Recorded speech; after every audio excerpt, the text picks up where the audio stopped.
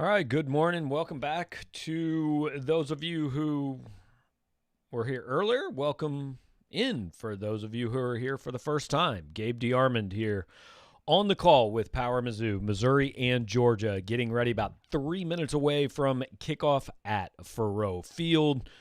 We're going to be here with you all day long on the call, just a live game watch along for the Tigers and the Bulldogs. Before we get started, always want to tell you that this show is brought to you by the Call and Gentry Law Group in Jefferson City. You can find them at callgentry.com. You can find their physical location at 32 Emerald Lane, Suite C in Jefferson City. You can call them at 573-644-6090. You can participate in a live chat on their website, callgentry.com. Any legal needs you have, get in touch with them. They will take care of you. They will do their best by you. Hopefully, no one has any legal needs today because hopefully you're all sitting in front of a television or a computer screen or both. We are calling today the PowerMizzou.com Marathon. This is leg number 2. Leg number 1 was the Burger Smokehouse at-home tailgate. We hung out with a bunch of people for about an hour and a half, previewed Mizzou and Georgia. Now, leg 2 is we're watching the game, Mizzou and Georgia, kicking off about 90 seconds from Faurot Field. On my TV, I am watching Missouri take the field right now. 5-3 Mizzou, 25th in the college football playoff, 6-2 Georgia, 9th in the college football playoff.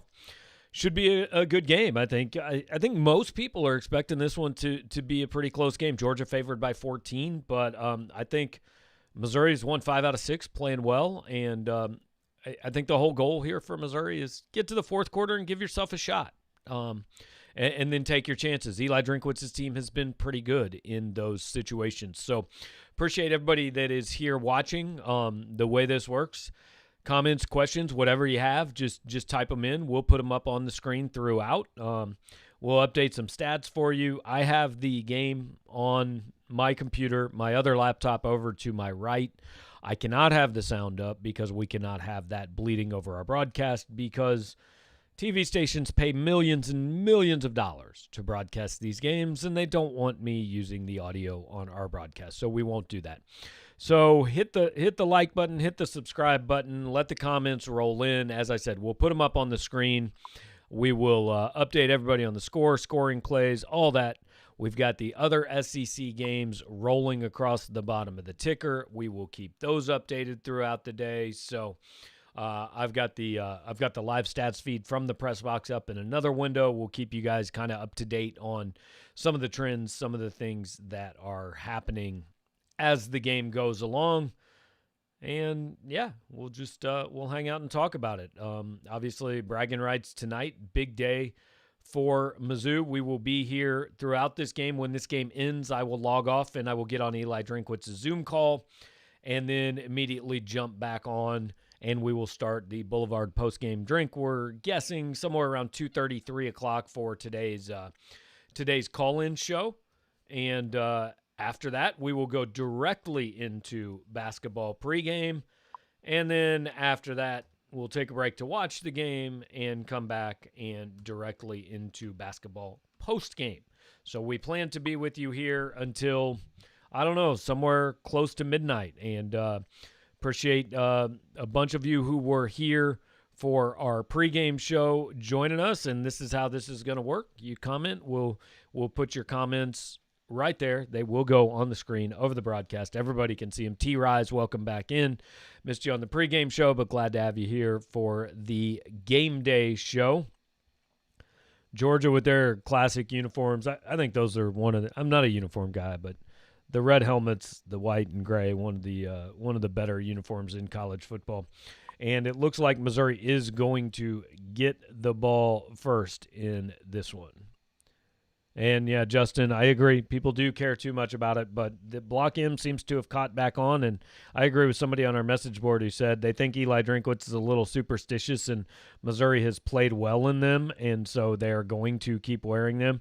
That kickoff was awfully close to going out of bounds, but just a touchback. And for those of you who, most of you guys, I think, have been here for this before, so you know you're going to be a little ahead of me on the broadcast, probably about 30 to 45 seconds. That's how things work with streaming. I'm going to be a little behind. It's cool. I try not to put spoilers up on the screen before they happen because a lot of people are on my timeline as well and on streaming.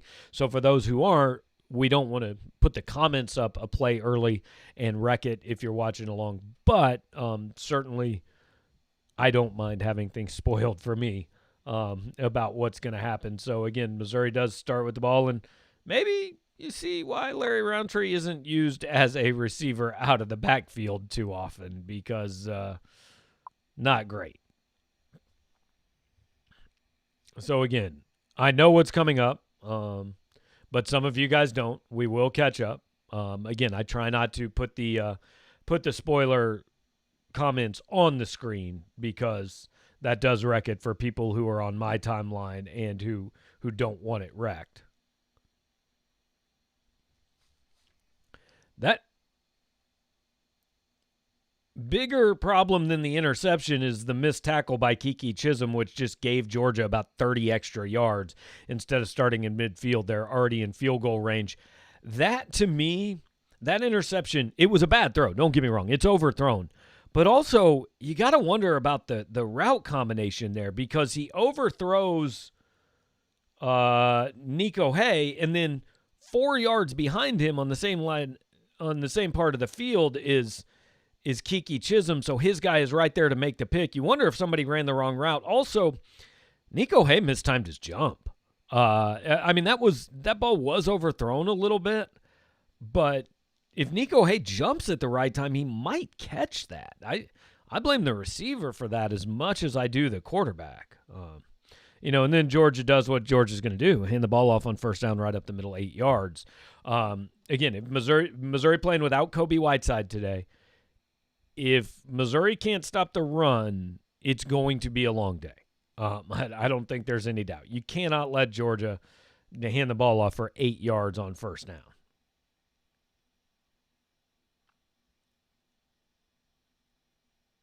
This is a team, though, that they've faced some adversity this year, and they've managed to rebound. So if Georgia cashes this in and is up 7-0, I don't think it's necessarily like a team that's going to fold it in and give up this early. I mean, they've faced some tough spots and come back. It looks like the line is Byers, Utzi, and Isaiah McGuire to start. Cannon York and Trajan Jeffcoat are those kind of outside linebacker / stand-up defensive ends. Cornerbacks are Rakestraw and let's see who's on the other side. I think that's Chris. Can't tell if that's Chris Mills or Jalen Carlise in for Jarvis Ware. As Garrett, as far as Connor Bazelak not being the future, I mean, he's got 3 interceptions, and this is his 9th game. I agree to disagree on that. I'm not saying he necessarily is a 5-year starter here, but he's shown you enough that he's definitely the starter next year.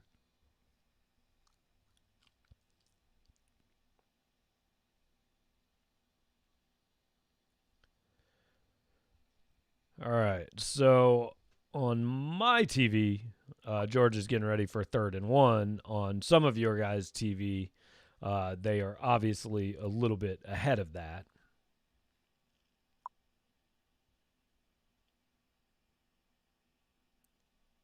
I think that was Isaiah McGuire limping off the field for Missouri. I couldn't tell for sure.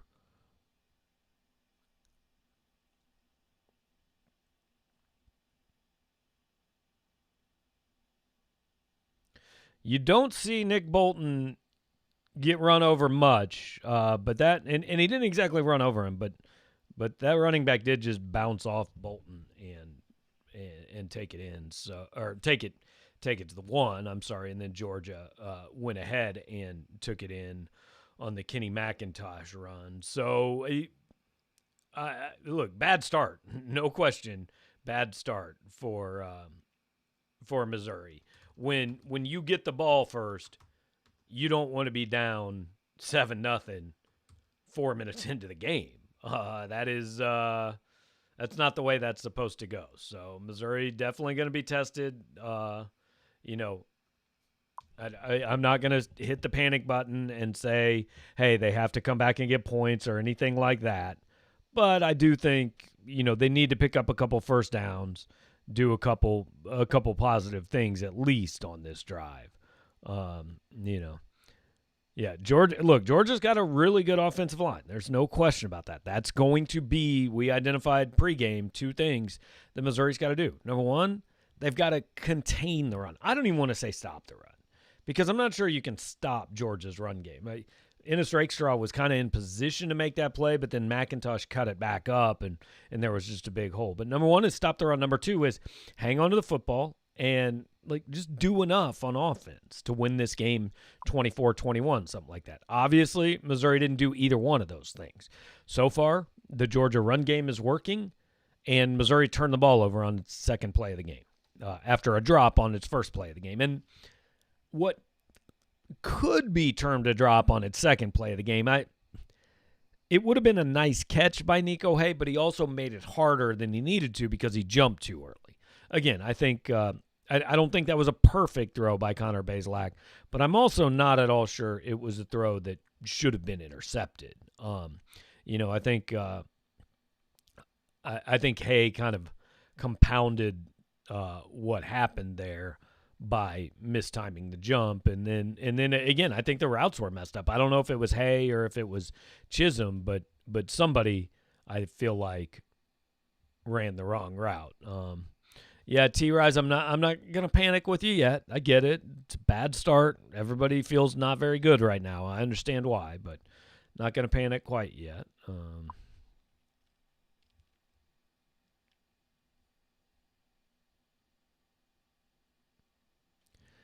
Garrett with some more thoughts on Bazelak, and the one thing I'd like to see out of Connor Bazelak is a little more in the run game. He ran a triple option wishbone offense in high school, but we've not really seen any indication yet that he can hurt anybody with his legs. He did have, I think he ran in for one score maybe at the end of the first half of that South Carolina game, but he hadn't done a lot with the running game so far. So, speaking of the running game, Missouri's going to have to turn to that now a little bit because they threw on the first two plays, and the first one was dropped by Roundtree, and the second one was a little bit overthrown. Georgia came out and just ran the ball 6 times for 23 yards. Didn't even try to throw the ball, and won't try to throw the ball if you don't force them to. Georgia will be perfectly happy to hand this ball off all day long.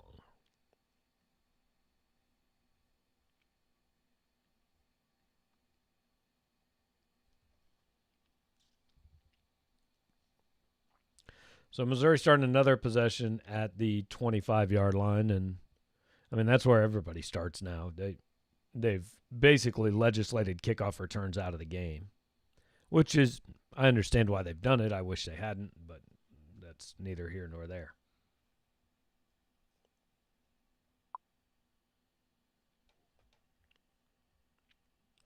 Yeah, and I agree with Greg. You got to run the football on this drive. I think even if it doesn't necessarily lead to points, I think you've got to run the football, get Bazelak settled in a little bit, get him a couple easy throws that come off of the running game with Roundtree and Beatty, and it looks like it's Roundtree on this drive.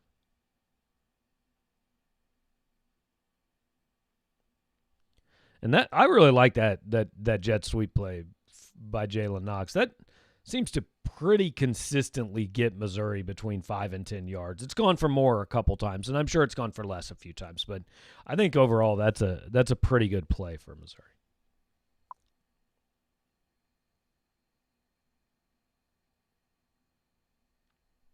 There, Roundtree hung on to that one, although it appeared, again, there was maybe a mix-up in Bazelak faked the handoff to the wrong side. It almost looked like play action and nobody there.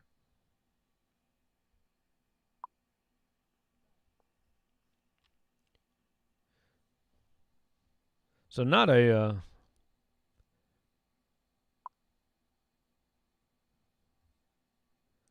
Sir Mufflebuns brings up a good point. I'm a little surprised.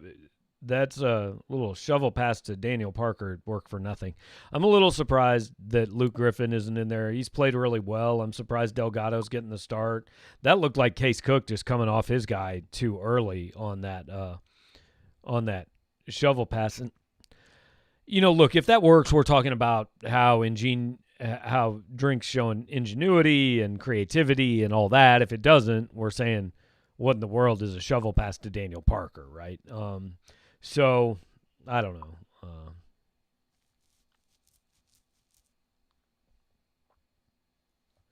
3rd and 8, obviously not ideal. At least Missouri has picked up, 15 yards. If they do have to punt, then it's at least you're flipping field position. But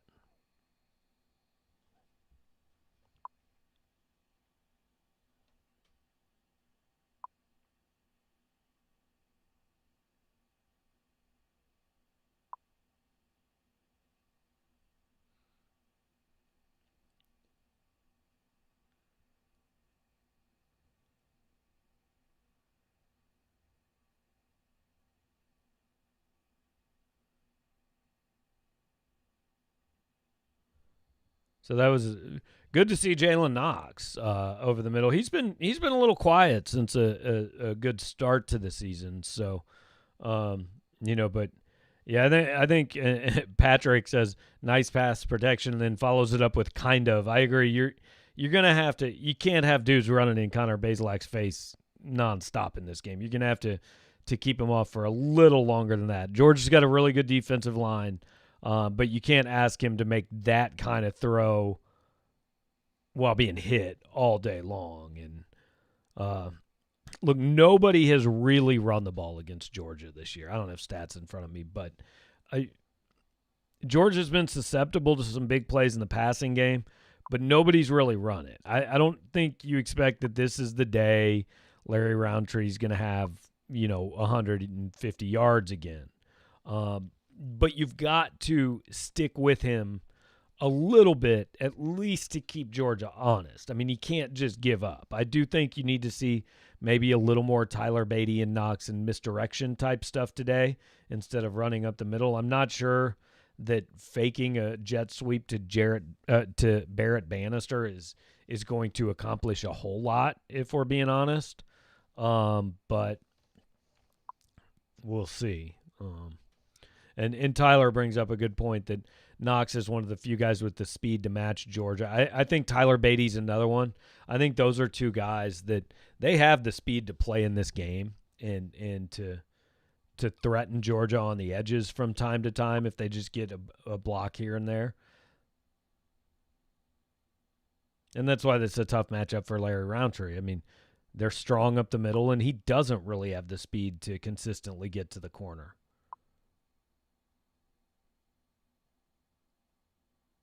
And see, that's where you'd like to see Bazelak be a little bit more of a threat with his legs. I mean, he just didn't look he didn't look like he was ever really a threat to run.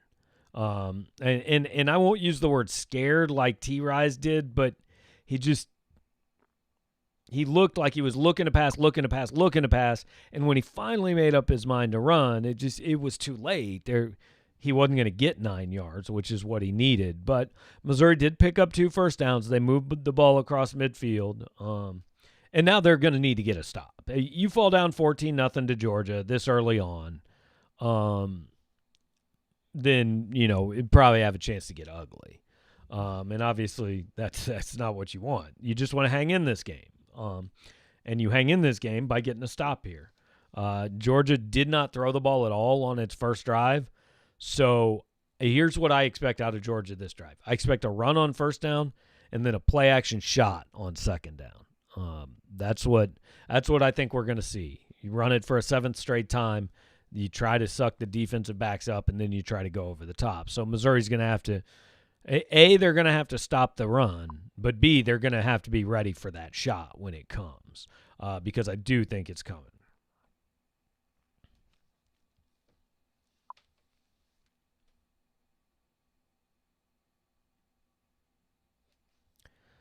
Dan, you might be right that Bazelak's not. He's kind of been told not to run. If that's true, I don't like it. Like if he's healthy enough to play, he's healthy enough to run. And your backup quarterback is the guy who you thought was your starter at the beginning of the season. You can't play scared to get him hurt. I mean, Bazelak's not so valuable that like you can't function on offense without him. You may be 100% right on that, but if so, I'm not sure it's the right approach. Totally agree with Adam Norton. You're going to have to see more Tyler Beatty today. This is if the first two drives are any indication, I don't know if this is a Roundtree type of game. That doesn't mean you don't play him. You play him, but I think you have to mix Beatty in a little bit more than maybe you would in a game against a non-Georgia defense.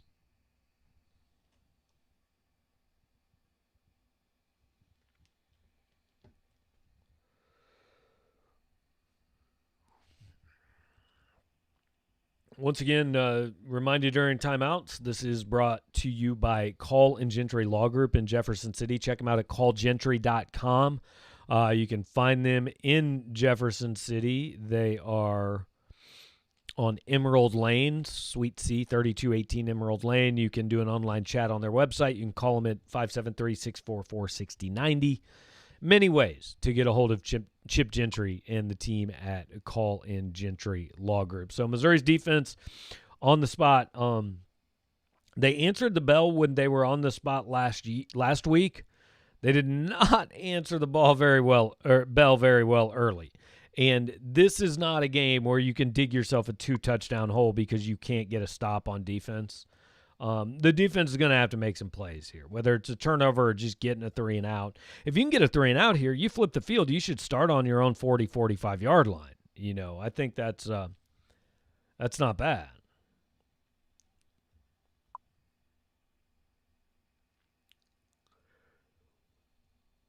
And there it is, right up the middle for 5 yards. And here's when I expect the play action shot. You've run it 7 straight times. You're averaging 4 yards a carry. Probably would be more if 2 of those runs hadn't come inside the 3-yard line. Well, it's not going to be play action because nobody's in the backfield, but they're throwing. And right now, Georgia just kind of methodical, pretty much doing what it wants on offense. And if they're going to do that, what the Missouri offense doesn't even matter. I mean, if Georgia can just move up and down the field, you're in trouble.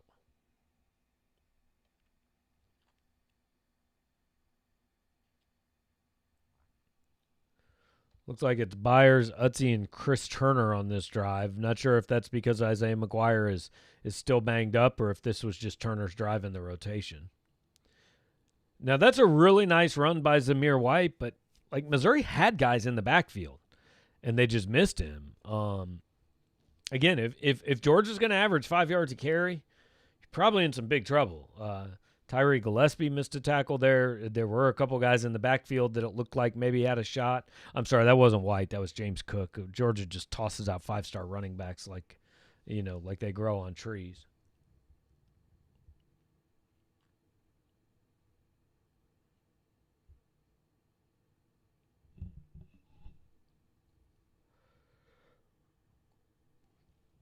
The toss play. I mean, they're all these run plays are working. I'm not sure Georgia even has to throw the ball, to be quite honest. The run game and Georgia has a great running game. It's really working. But you're gonna have to bring guys. You're gonna have to bring more guys up. But this is the second straight week where Missouri has been shoved around on the defensive line of scrimmage, and Georgia started this drive at its 10, already out at the 45 with only one passing play so far.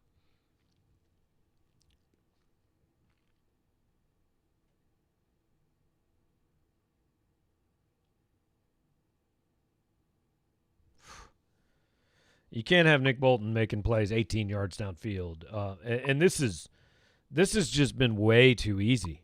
This isn't about scheme. This isn't about anything except just Georgia's got better guys up front. I mean, don't get me wrong. Cook and White deserve credit for picking up some yardage, But like Justin points out, I mean, it's not even close. Like they're getting 6 yards before anybody touches them. So that's not scheme or running backs. That's just the other guys are shoving you around. Darius Robinson made a nice little play there, kind of shoving an offensive lineman back into the running back.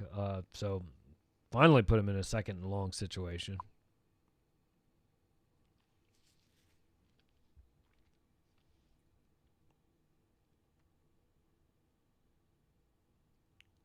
Missouri almost at that point where, like, you got to find a way to get off the field now, because you give up another first down, they're in field goal territory, and it's, a 3-score game.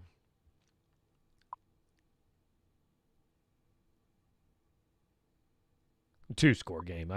It can't be a 3-score game after 2 possessions. Nice, yeah. Like Sir Mufflebun says, nice play by Ish Burdine on the screen there to Trey Burton, and I wonder if this is 4-down territory from Georgia, depending on what happens here on 3rd down.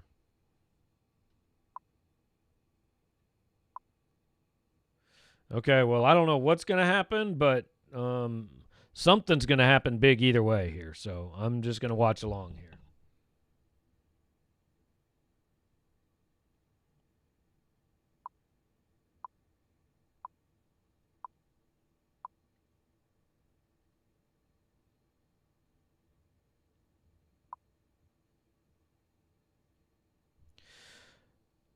Yeah, folks, that's just ugly. I mean, that's like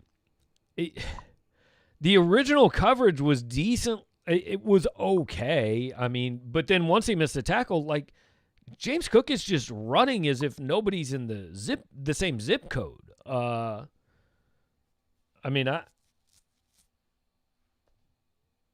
and Ish Burdine's kind of like around there. Gillespie and Carlis got there at the goal line, but that was just, I mean, that was easy. And it, look, I gave up on this team last week, down 14. So I'm not going to do it here yet, but I definitely, like, this one has a different feel. This has not been pretty. If it's possible to be more dominant than 14-0 in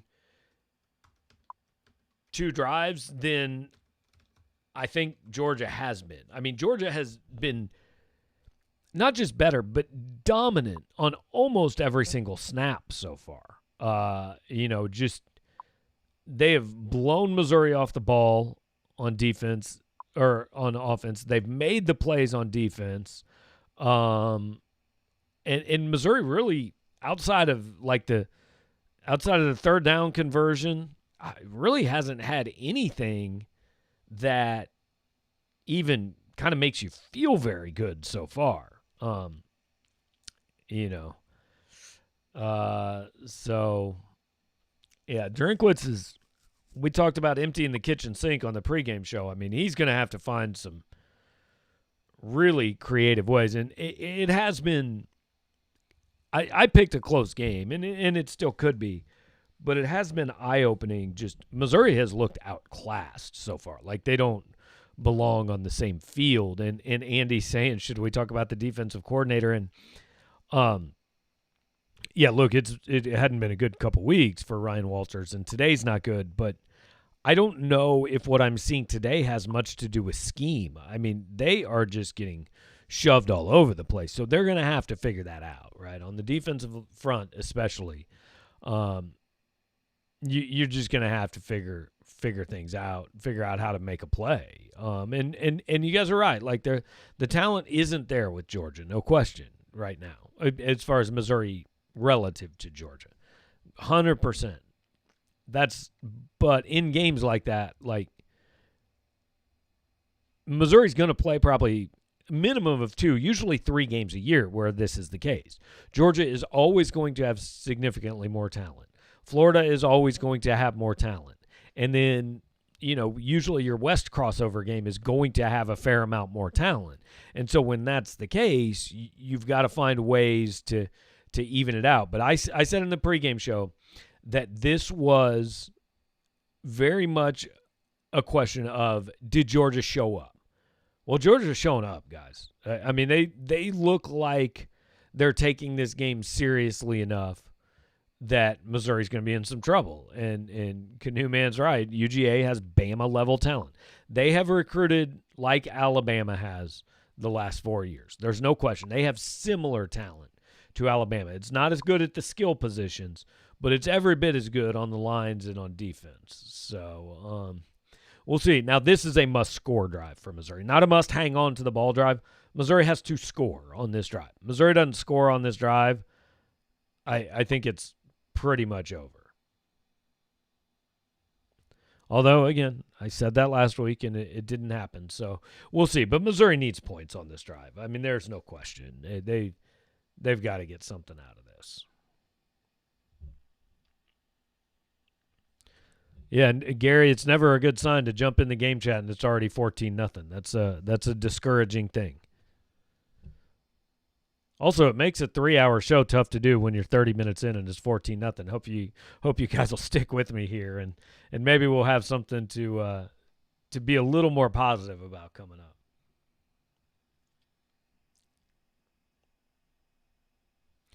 There's Boo Smith getting back on the field, and that time it didn't work quite as well as it did the first time. I remember talking a lot in the Alabama game. I don't know if you can run sideline to sideline you can do it sometimes, but I don't know if you can do it consistently. Also, Daniel Parker, like, he blocked the second guy, but the first guy was kind of free. So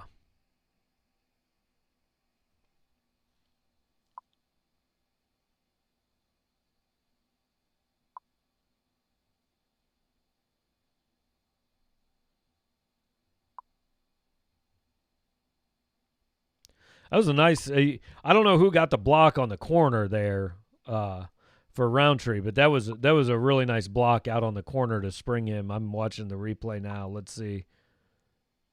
Barrett Bannister had one, and then Kiki Chisholm had one. So those guys deserve credit. That play doesn't work without that without those receivers blocking like they did on that play.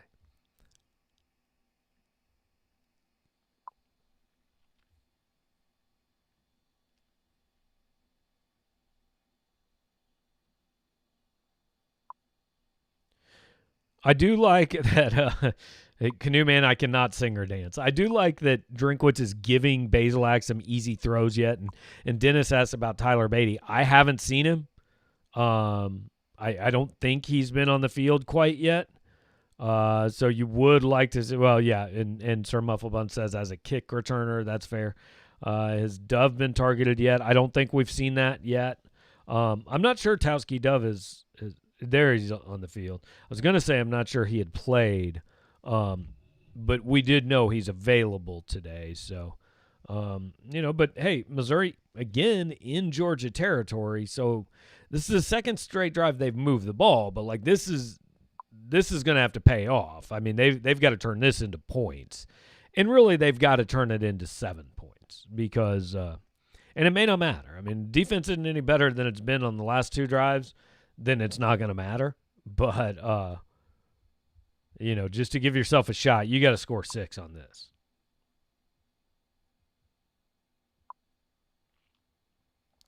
That ball's in the air a long time for a 9-yard pass, but, sets up 2nd and 1. And, Greg, I don't know about a deep shot, man. I'd like to just move the chains. If you can consistently get 5 or 6 yards, I think maybe that'd be better. I mean, don't get me wrong. If you can take a shot and convert, great. But the problem is, taking shots doesn't always work out. All right, so we are at the end of a very fast first quarter, but B, not a very good first quarter. These are not the stats. These are still the stats from last week. So I'm going to get you the stats from this week, and we will update them. Missouri, remember when we're doing this, Missouri has had one more possession than Georgia has. So Georgia, maybe not with the complete lopsided edge you would expect in statistics, but that's also because Missouri is in the middle of its third drive, whereas Georgia has only had the ball twice, and Missouri hasn't scored yet, and Georgia has touchdowns on both its drives. So that's the biggest difference, and where you're going to see the huge difference here. Georgia outrushing Missouri 66-8, which Missouri can't win with that kind of number, right? They don't. Georgia's probably going to run for more yards. You understand that, but it can't be like a 9-1 margin. Missouri's got to do a little bit better job on the ground itself, but B, it also has to do a much better job stopping the run. That's the biggest deal. Hump says he's here now, so things will start improving. So if they do, you can thank Hump. If they do, you can say, where were you for the first 35 minutes? What were you doing here? Justin, yeah, I mean, moving the ball, have to finish. No question. Got to finish. You got to finish with 7. And then at some point, you're going to have to get a stop. I mean, it's not too complicated. Andy brings up a good point. I should not say anything about the game moving fast. Good point. I think the deep shot works a few drives from now after we continue the underneath throws. Got to get the respective safeties and corners from Scott. That's right. And also, I think you just have to get Bazelak settled in with some throws he can make and that you're not worried he's going to turn over. I think that's a definite thing. Imagine the defense next year without Bolton. Yeah, not ideal, maybe. You don't feel great, certainly. Especially the way it's played the last couple weeks. Now, it was good before that for 3 weeks.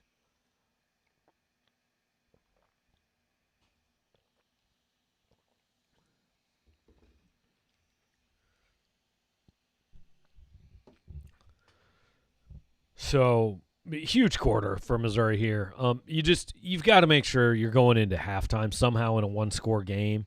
And obviously, that requires a lot of things. Number one, stopping Georgia. I'm going to give you guys some super analysis here. If Georgia scores a touchdown on every drive, I don't think Missouri can win. So how do you feel about that for football knowledge?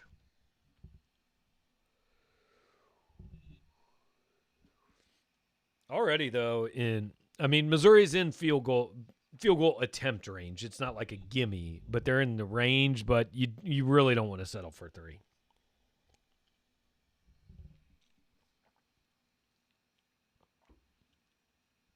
Oh, I shorted Missouri on its rushing yardage, by the way. They've run for 10, not 8, so I'll change that to give them full credit for all 10 of those yards in the first quarter.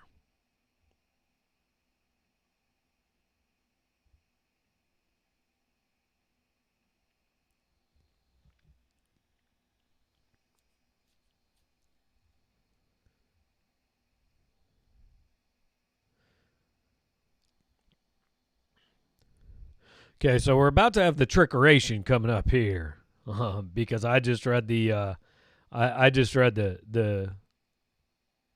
stats, which are a play ahead of me. But here comes the trickery, and again, Drinkwitz running it. I mean, he's doing everything he can.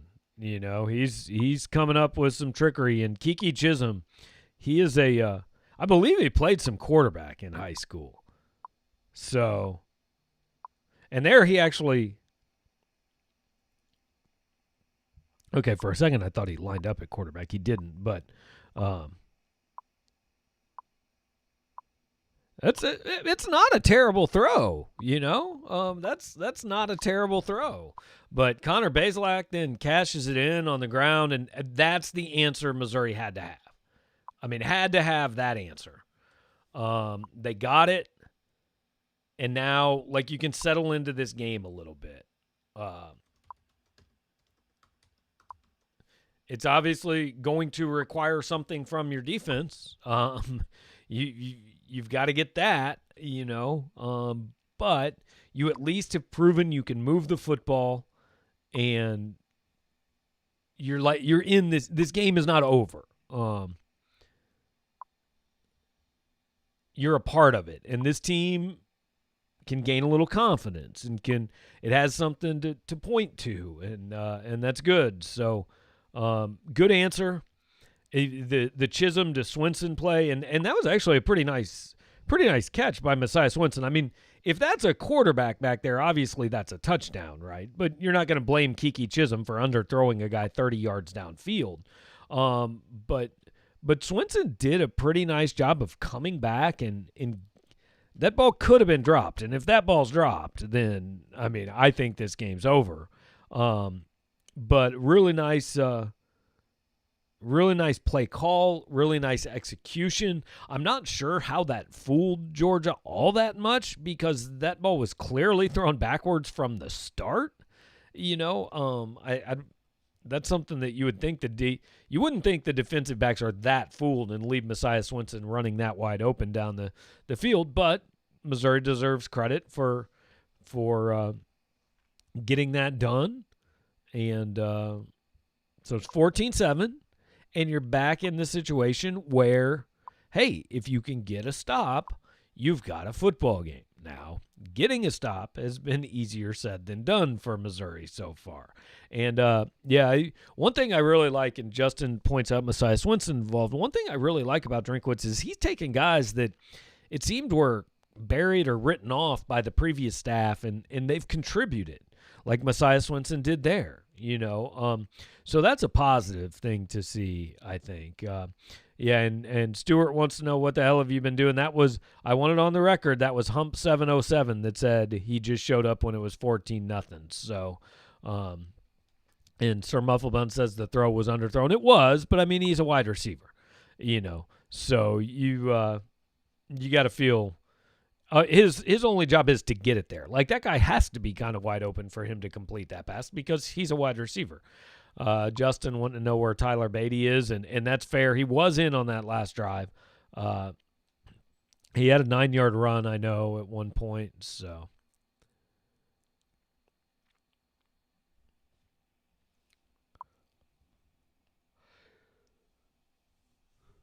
apparently I'm going to need a nap before the basketball game. Okay, so as big as that drive was for the offense, this drive is every bit that big for the defense, because moving the ball and scoring isn't going to matter if you can't come and do it on the other side. Only beat Georgia when we use a wide receiver pass trick play like 2013, yeah. From that one was from LaDamian Washington to Bud Sasser, and that was actually a 50-yard throw. That was, or was it? I guess it was Sasser to Washington. But that throw by Bud Sasser in that game was like, that was a little more impressive than this one was. Oh, hey, Devontae Smith returned a punt for a touchdown. He's quite good. I think he should maybe win the Heisman.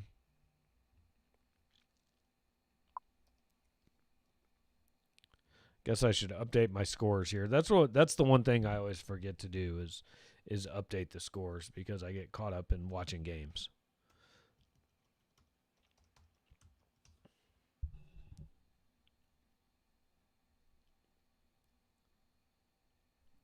Yeah, and yeah, that is the first catch Messiah Swinson's had, so not a bad way to get started. All right, everybody calling for the turnover robe. That would obviously be huge, but I mean, more than the turnover, you just need the stop. Georgia already in Missouri territory and just doing absolutely anything it wants to do, and that I mean that, like, Georgia deserves a lot of credit. That's a really nice adjustment by George Pickens. Ish Burdine just didn't find the ball.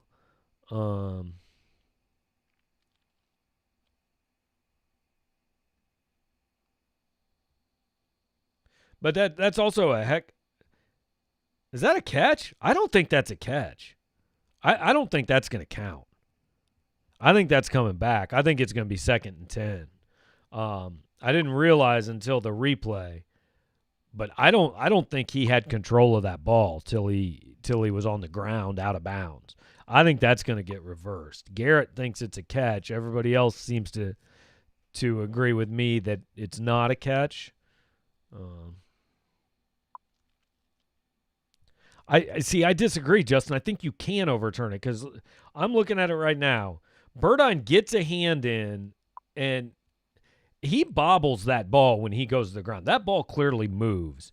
I mean, it kind of goes back to nobody knows what a catch is. Well, they didn't overturn it. I didn't think it was a catch. I don't know. I didn't think it was a catch. And Garrett, like, yeah, sometimes I'm wrong, dude. Like, I'm not saying everything I say is right.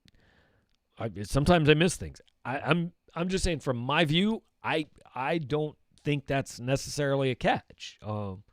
I thought the ball was moving when he laid down or when he landed. But hey, I'm not the one making the call, so. All right, so Georgia in Missouri territory, and like it's time now to make some plays.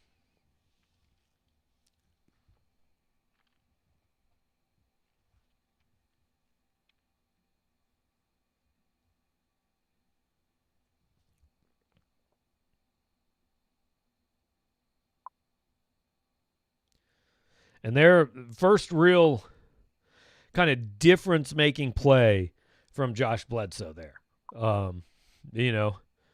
Got in, got behind the line of scrimmage.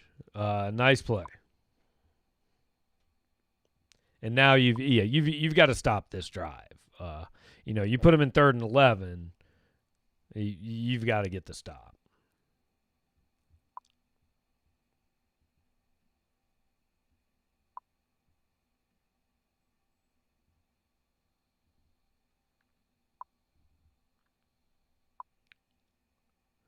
And Missouri is going to get the stop, and I think force a punt. I would think that they will punt on. Yeah, I'm sorry, I misread that. I thought it said it was 4th and 9 from the Missouri 45. It's 4th and 19 from the Georgia 45. They will definitely be punting there on 4th and 19. So Martez Manuel comes through, and look, Missouri did what it had to do. Missouri has a chance. It's a part of this game now. So, again, this team has shown don't write them off. When you're ready to write them off, don't write them off.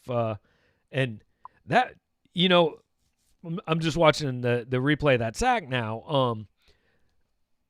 Georgia actually did a decent job initially picking up that blitz. That blitz did not just immediately get home. Missouri had some decent coverage downfield to allow Manuel to get there almost on the secondary blitz, so.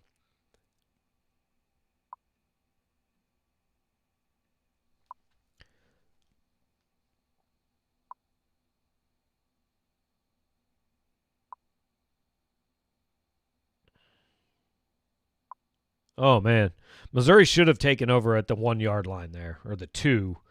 They let it bounce again to try to down it inside the 1, and so Missouri's going to take over at the, 20 or 25? 20, I guess. Todd wants to take a shot. I don't know, man. I think you took a shot with the trick play. I'd like some short passes for Missouri to maybe a counter, a little misdirection, the RPO, something like that. Just get a couple first downs. If you get a couple first downs, then when you get out closer to midfield, then I'm good with taking a shot. But I wouldn't do it on 1st and 10, because if you do it in 1st and 10 and it doesn't work, then you're probably going to be punting the ball right back, So, yeah, David, punt here, and it's a new game. Yeah, 100%. The points here would be huge.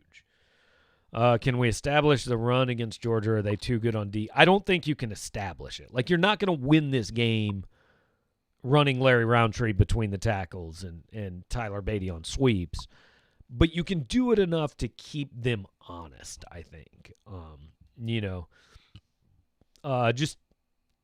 And let me look up the rushing yards. I mean, yeah, Missouri has 6 carries for 12 attempts. It's not like they've done a lot. I thought Beatty had a run on that last drive, but I guess not. I guess it was Roundtree. I mean, Missouri's longest run so far is 4 yards, so it's not like they're They're doing a whole lot on the ground, but you can't just completely give up on it. Obviously, you can't let Bazelak just have to drop back and throw the ball 100 times.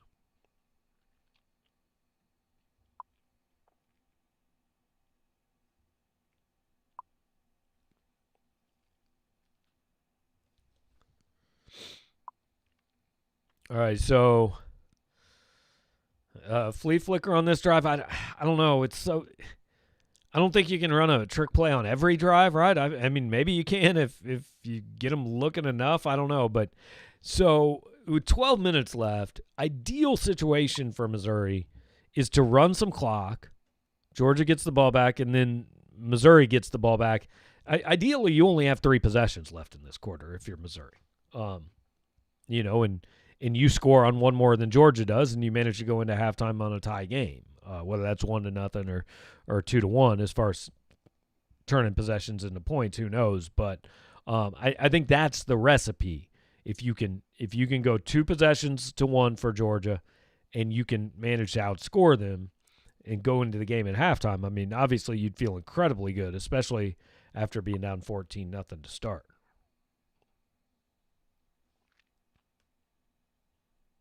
So it's Roundtree again at tailback.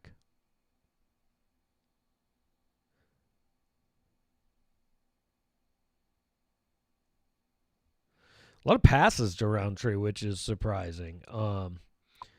They had a 7-man box there, but the linebackers pretty much immediately backed out.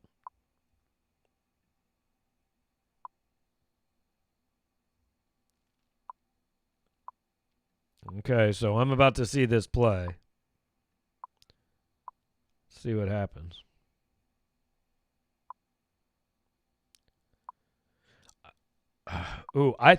It looked to me like the guy that hit Bazelak in the head was the guy coming from behind. Like he slid. I don't think the guy in front hit him in the head. I think the guy from behind came in and got him in the head with his knee. I'm going to have to see the replay. But Connor Bazelak's done, though. Connor Bazelak's done. This is going to be Sean Robinson or Brady Cook or whoever. I want to see a replay. But, yeah, like Cal says, that's what I thought. He took a knee to the guy coming from behind. It wasn't the guy in front that hit him in the head. Let's see what happened. I mean, that's not the guy that hit him in the head. There's nothing intentional about that, right? I mean, Bazelak sliding, he's just running. 99 is not in any way trying to hit him. His knee hits him in the back of the head. Now, the guy in front could have maybe been called for a late hit, but the guy who actually hit Bazelak in the head, there's nothing dirty about that. That's just unfortunate. It just bad luck. He's just running, So yeah, Bazelak's done. Brady Cook's in the game, which is interesting that it's Brady Cook and not Sean Robinson.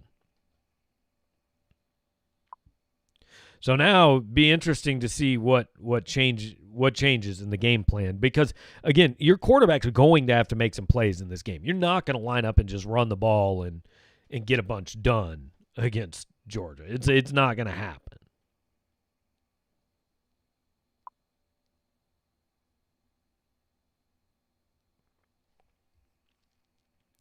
So already 3rd and 9, not the way you want to start with a backup quarterback, but it just,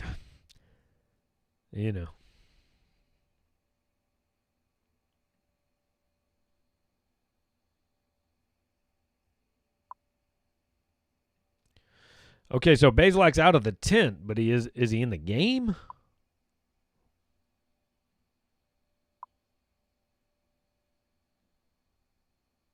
Look, if Connor Bazelak can't play, Missouri can't win this game. Okay, he's going to be back, so Missouri has a chance. But if he comes back, I saw enough on that series to tell me Missouri cannot win this game without Connor Bazelak. He just, Brady Cook may be a good quarterback, but he's not ready yet. Not for this stage. So, hey, you kind of chalk. You're asking your defense to make a stop because you kind of chalk that drive up again to, hey man, the starting quarterback got knocked out and we had 1st and 10. I mean, oof, that was violent by 44 on Georgia. But you just kind of.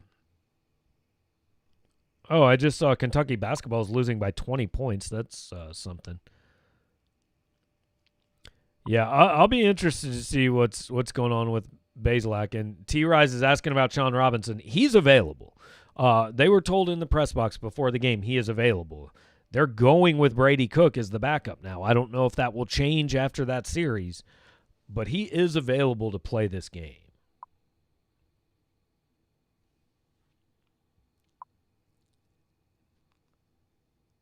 Really nice special teams play there by, is that Gillespie? Whoever it was, really nice play. So Bazelak and Drinkwitz talking on the sideline. I mean, he's got his helmet on, so that's a good sign that he's got his helmet on because a lot of times they'll take the helmet away. If there's no way he can come back in. I'm kind of with T-Rise. I have a hard time seeing how that's not a concussion, but I've also got to believe that, they're not putting a guy in there who shouldn't be in there. So I don't know. We'll see what happens on Missouri's next drive. But he's got to play to win this game. Again, he's got to play.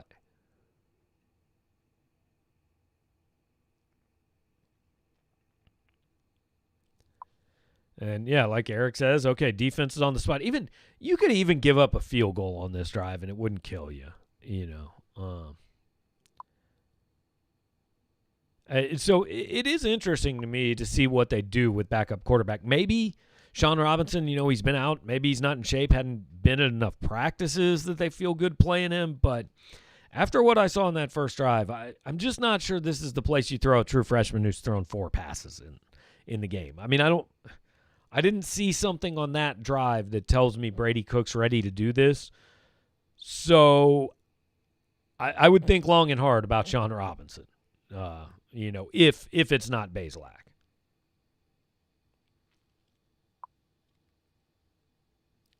It's interesting that it's apparently a hand with Bazelak.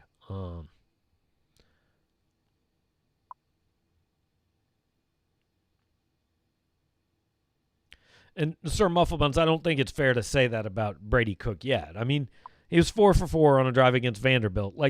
This is probably the best or second best defense in the SEC, and didn't know he was coming in, so I'm going to give him more than one series to say he looks scared.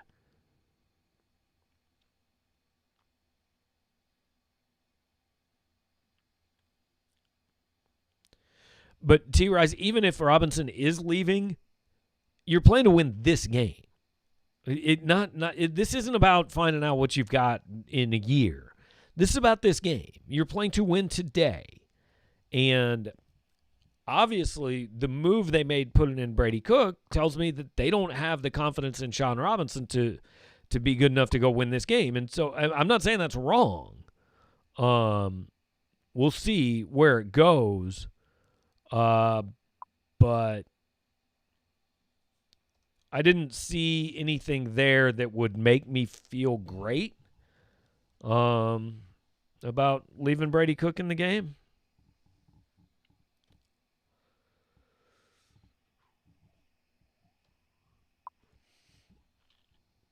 But either way, it's got to. You got to get a stop, or at least hold for a field goal on this drive. You don't want to go back down 14. T-Rise brings up a good point. The only time Missouri's ever beaten Georgia, 2 things happened. They had a wide receiver complete a long pass, and the backup quarterback came in. So, never know. Missouri at least doing a little bit better job on the against the run. I mean, 3 yards there. And Tyler brings up a good point. Maybe Robinson's still a little bit banged up. That's also a possibility. All we know is he is available. We don't know that he's necessarily healthy.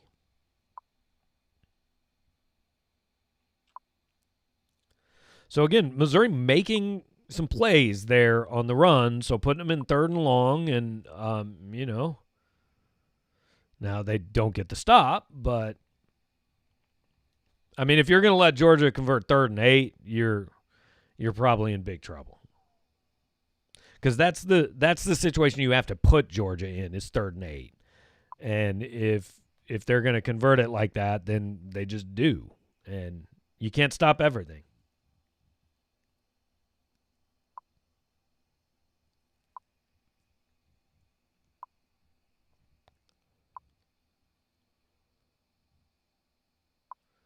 And that's just speed. I mean, I think that was Manuel that got beat to the sideline. I'm not sure. Might not have been. I'll have to see the replay. But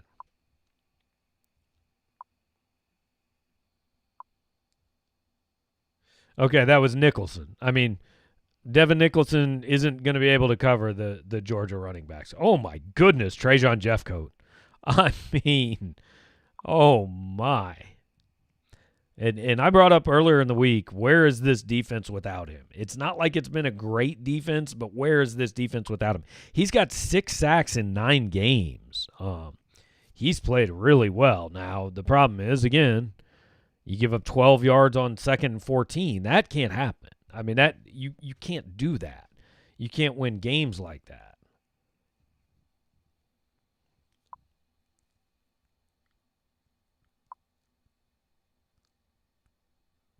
Yeah, Bolton blitzed, and Daniels read it perfectly and handed off, And Georgia's going to convert. And you had 3rd and 8 and 2nd and 14, and you gave up 2 first downs. And you can't beat Georgia that way. I agree it was a favorable spot. I think it should be 4th and 6 inches. Now, I think Georgia would probably get it, but again, you want to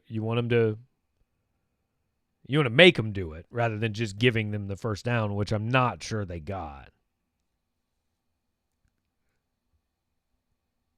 If I'm Drinkwitz, I'm asking to measure there. I mean, call a timeout. What does it hurt? You've still got 2 more left. I don't think calling a timeout and asking the refs to take another look would do any harm.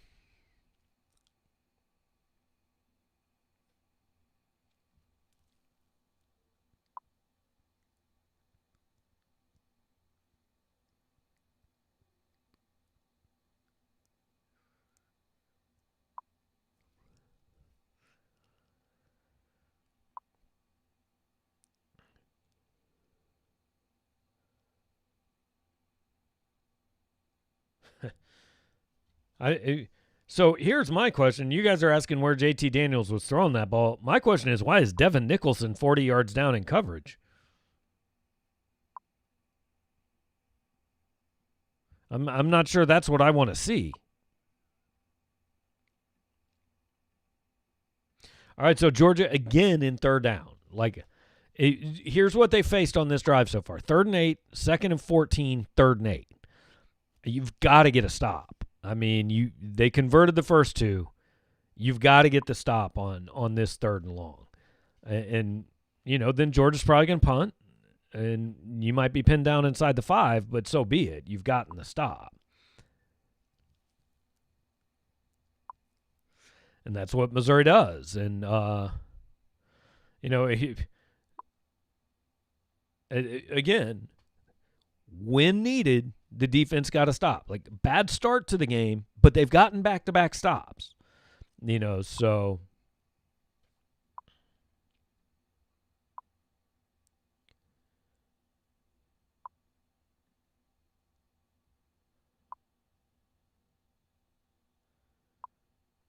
yeah, the defense has kept Missouri in, and very interesting, Connor Bazelak coming back in the game. That looked like Jatorian Hansford with pressure up the middle there, and that's nice to see. That's one of the bigger plays he's made. And I agree with Greg. Ryan Walters brought pressure at the right time, and that's solid. And T. Rise is right. This team, the one thing you absolutely have to say about this team is it doesn't quit. It stays in. It stays in the game.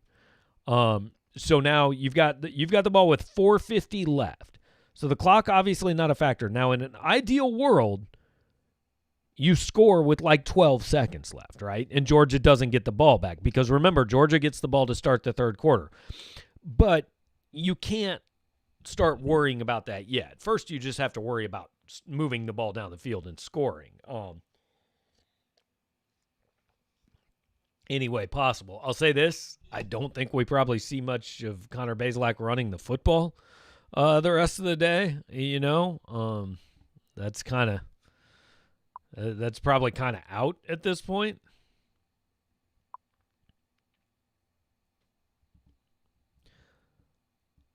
Yeah, you can't just take away the interception, obviously. But, yeah, Missouri has settled in. Georgia looked like a much better team at the beginning.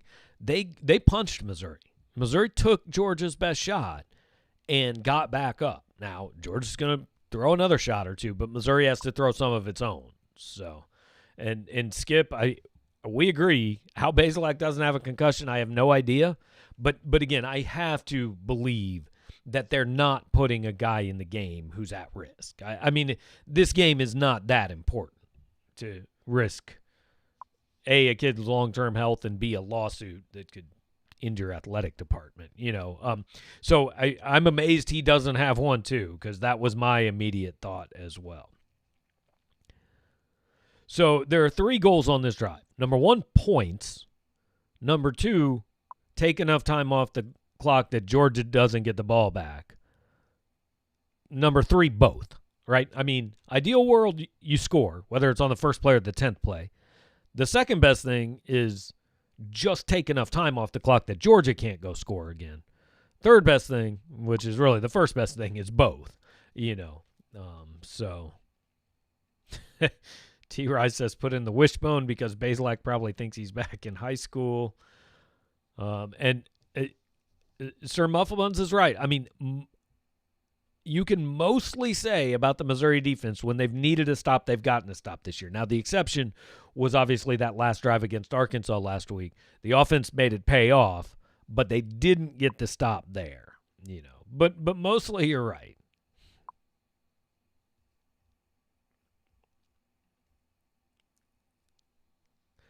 Again, this seems like an incredibly long commercial. And T-Rise is right. Georgia now knows that it's got a game on its hands, right? And so now Georgia is going to have to respond twice because they responded the first time when I didn't know if Georgia would care much about this game. Well, they came out and showed they did, right? They played really well. But now that Missouri has responded, Georgia now has to answer that again.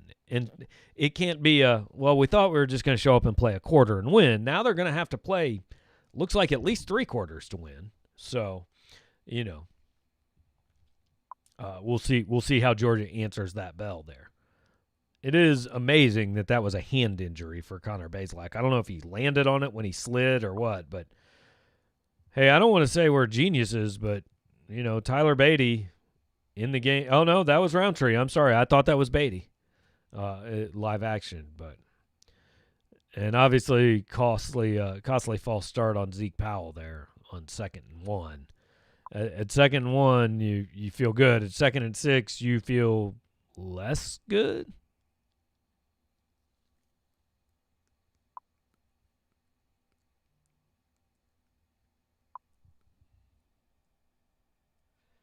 Okay, so Trajan Jeffcoat's 6 sacks are the most for a Missouri defensive end since Charles Harris in 2016. So, okay, so third and 5. I mean, it's manageable, but you need a first down on this drive, right? You need at least one. Yeah, and Tyler Beatty, other than kickoff, he has 1 catch for 1 yard. He has not run the ball at all. I find that interesting.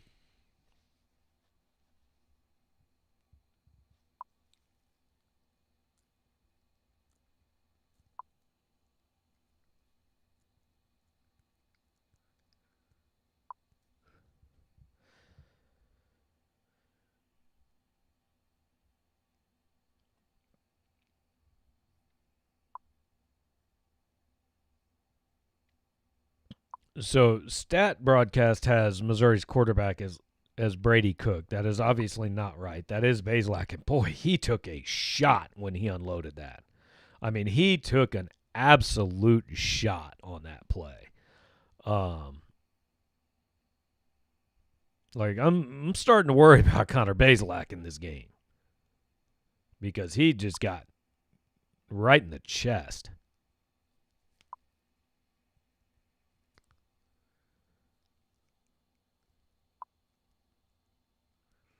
I think regardless of the outcome of this game, we're going to be writing some stories about Connor Bazelak's toughness because he has.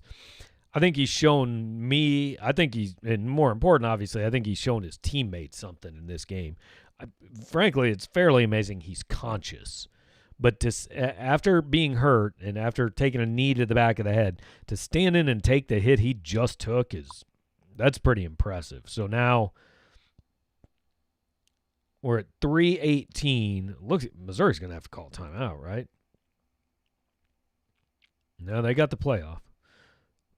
Again, it looked like Bazelak turned the wrong way. That they should have called a timeout before they snapped the ball on first down. They just didn't know. They were out of sorts. So you're at 3:13. You need one more first down here. With one more first down, you've got a chance to at least run out the clock. And yeah, T-Rise is right.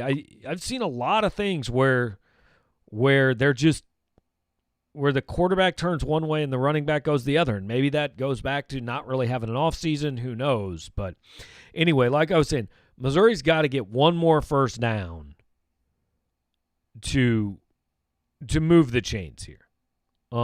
Because if they don't, Georgia's going to get the ball back with plenty of time. And that second down play, that was on Bazelak. And Missouri didn't get a first down and really took almost no time off the clock. I mean, they held the ball for 1:41, only did that because of the penalty. And now Georgia's going to get the ball back with 3 minutes to go, and the clock's not a factor. Wait, Patrick, are you saying it's a design play for the quarterback to turn one way and the running back to go to the other? Because I don't like it at all.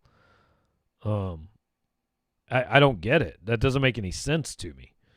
But I'll believe you guys. It just, I don't understand. Yeah, Bazelak definitely, whether it's the hand, whether he's kind of shook up, I don't know. But he was off that series, no question. And that wouldn't have been a first down to Chisholm, but a low throw there. I think that's on the throw, not the catch there.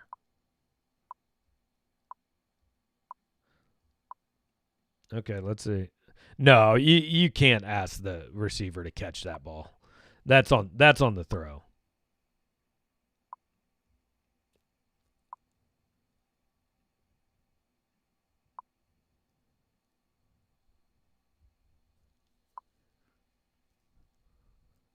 Everybody has the same question as Matt Anderson, is how Missouri didn't come up with that ball.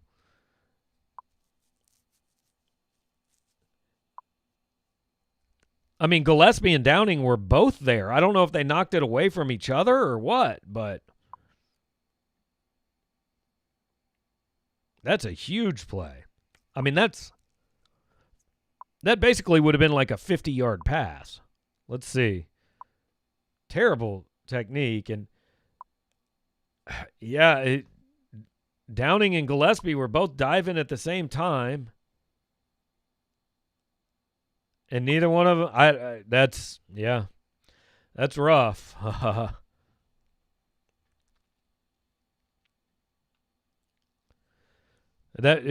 mean, T-Rise is right. That is a definite potential turning point. Now you need to get this drive to not result in points. Off to definitely a good start with 2 incompletions. So you've got them in 3rd and 10.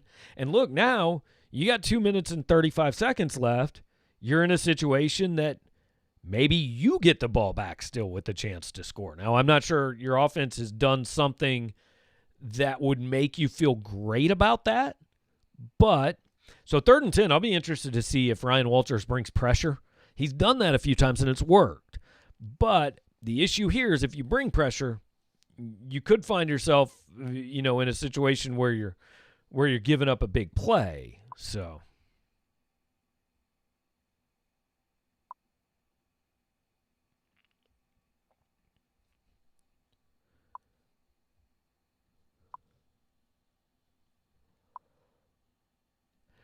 Skip's asking if it's raining. I live like a mile and a half from the stadium. It's not raining at my house. I can't see anything on my screen that indicates it's raining. I don't know.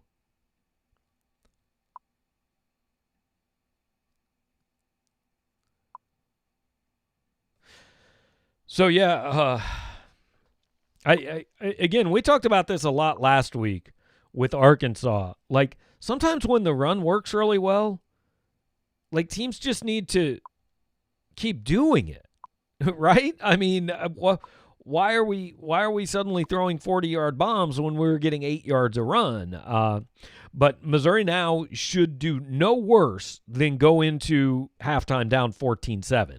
And the way this game started, you're 100% okay with that. And JT Daniels just got murdered on 3rd down. I mean, just once a week, Tyree Gillespie just absolutely killed someone. Perfectly legal hit, good not to throw a flag. Whew. And now, wow. Eric Link earning his salary. Who got that? So Missouri starting at the 1, or did they score? Starting at the 1. Who got the block there? I'm going to have to pull out my roster to even know who got the block. I don't know who 35 is, guys. It was either Mason Pack or our guy Michael Cox. If it was Michael Cox, the post-game show is never ending. I'm assuming it was Mason Pack. And then it comes down to another guy I don't know. I have to check the roster for. 53, true freshman linebacker Will Norris from Rockbridge, who I didn't realize had played. Wow. So, I mean, Missouri starting at the 1. Look, you pound this ball up the middle 3 straight times. There's no question in my mind. You just ran the ball up the middle, and you need to get a yard.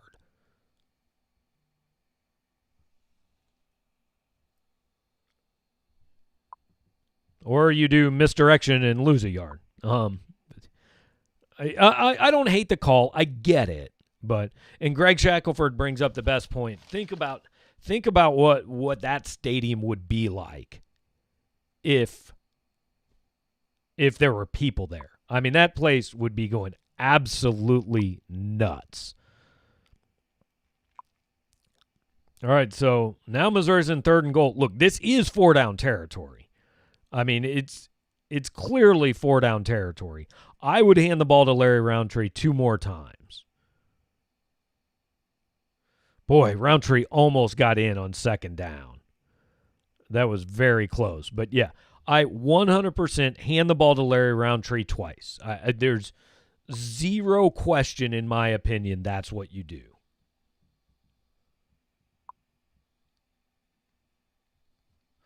Yeah, put Parker at fullback. I'd be fine with that. Now, look, I wouldn't hate play action pass on 3rd down. I would not hate play action pass on 3rd down. Dan, no, there's no field goals. You start a drive at the 1, you're not kicking a field goal. You're scoring 7, or you're not scoring. You're pinning them at the 1. But it's not going to matter because Larry Roundtree in from the 1-yard line, and we are a Harrison Mevis extra point away from a tie game. And, I cannot give Eli Drinkwitz and this team enough credit for the way it comes back. Just an immense amount of credit for this team. They did it last week, and I said down 14-0. I said, look, I saw them down 14 and gave up last week, and I'm not going to do it yet. It looked ugly, but you don't quit on this team, and that's it's a lot of things, but it certainly is coaching. Drinkwitz deserves a ton of credit for that, and now I'll be real interested to see. So there's a huge series. That's a hell of a run for Larry Roundtree too. Like, there was not a hole there. There really wasn't a hole there. And he just made something out of it. Roundtree, I think that's his 9th touchdown run this year, his 7th in 3 weeks. Okay, so now here's the situation. This is interesting. Georgia's going to get the ball back with 1:20 left and 2 timeouts. Like, there is time. If I'm Georgia, I hand the ball off on first down. And if something comes out of that, then I go. If something doesn't come out of that, you're going to get the ball to start the third quarter. So you just don't do anything dumb here and give the ball back to a team that is feeling like it's on top of the world right now. So I run on first down, and if I get 6-7 yards, then I go and I try to turn it into a drive if I'm Georgia. So we'll see what they do.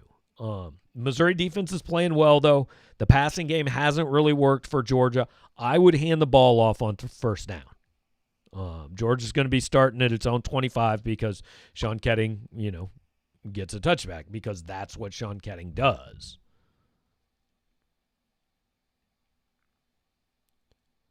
But again, I mean, cannot overstate how impressed you are with this Missouri team coming back to do this, to tie this game, because I don't think anybody thought that you were going to have a tie game. You also love seeing on the sideline Tyler Beatty, who has been super uninvolved in this game so far, right? 1 carry, 1 catch. He looks like the happiest dude in the stadium that Larry Roundtree just scored a touchdown to tie the game.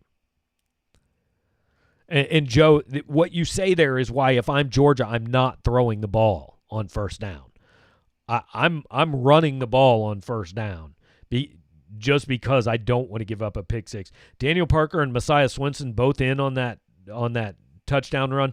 Give Messiah Swinson some credit, man. That kid's come out of nowhere a little bit. And made the big play down in the big catch down inside the 5-yard line. In on that drive, so you like that. So really interested to see what Georgia tries to do on this drive.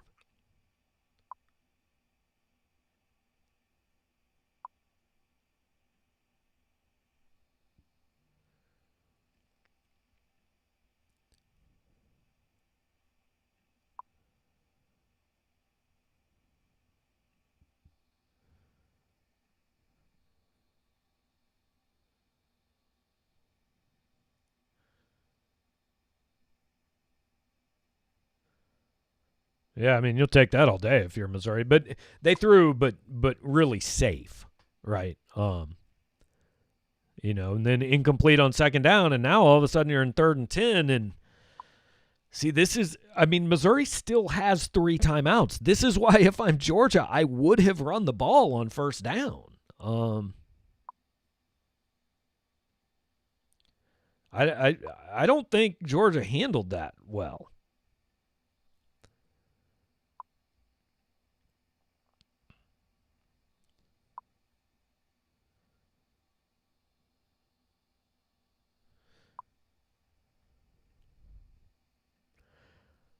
So, minute 11, they're in 3rd and 10, and then, they convert, so, doesn't, it's not going to be an issue. But if I'm Georgia, I'm still not sure I'm really trying to go here. I'd still probably hand the ball off on first down. And now if you're Missouri, yeah, clearly the goal is just just prevent them any way possible from getting points.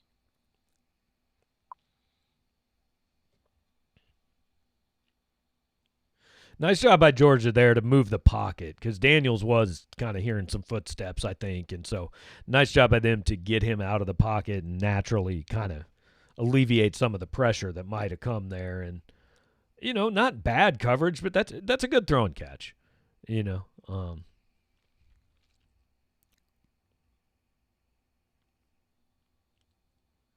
that Utsey that's hurt for Missouri? Yeah. Again, if I'm Georgia, I'm running the ball on first down. I mean, you've got 2 timeouts. You can get that far. You can pick up 30 yards and try a field goal in a minute. It's not that hard. I would run the football here. But I would have run the football a lot more than Georgia has. So, my goodness, Alabama 31-3. That's they're about to cover before half. So, with Whiteside already out, you've really got to hope for Missouri's sake that Utsey is okay.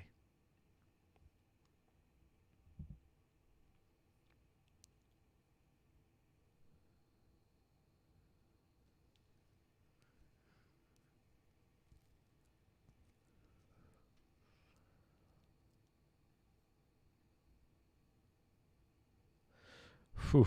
So, yeah, back-to-back passes, and just like that, now Georgia looking pretty, now it's Missouri on its heels. And again, Georgia gets the ball to start the third quarter, so you give up 7 here. That really hurts. And man, it looked like that first pass looked like it should have been knocked down maybe. But, yeah, they're moving the ball, and now you're in kind of a, now you're just trying to hold them to a field goal.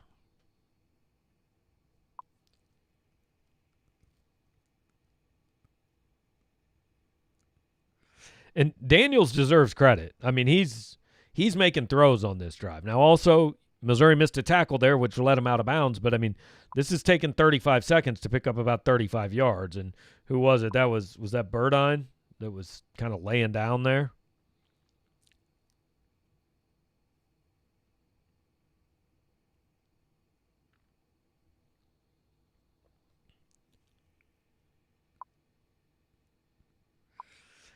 Well, that's a really poor drive for Missouri. To let that happen in 43 seconds, whew,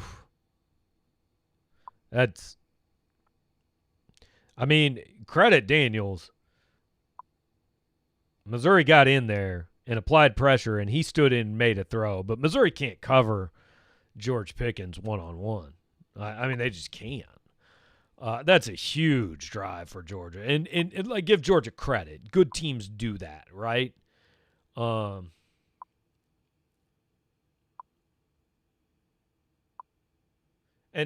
to catch that ball while being mugged, I mean, that's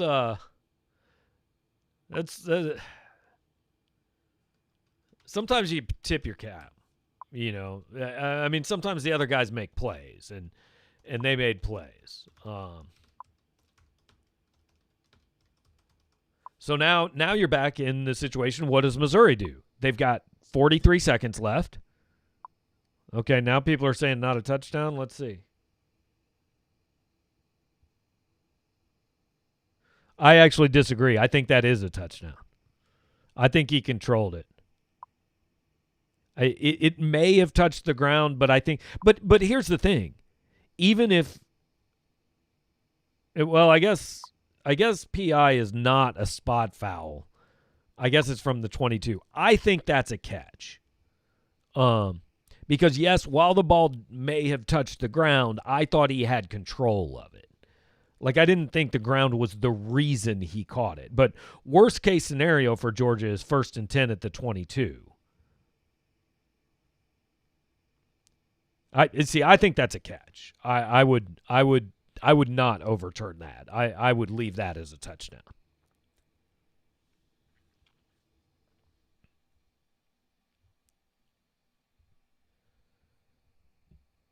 But I've been wrong on pretty much every call for the last 2 weeks, so who knows?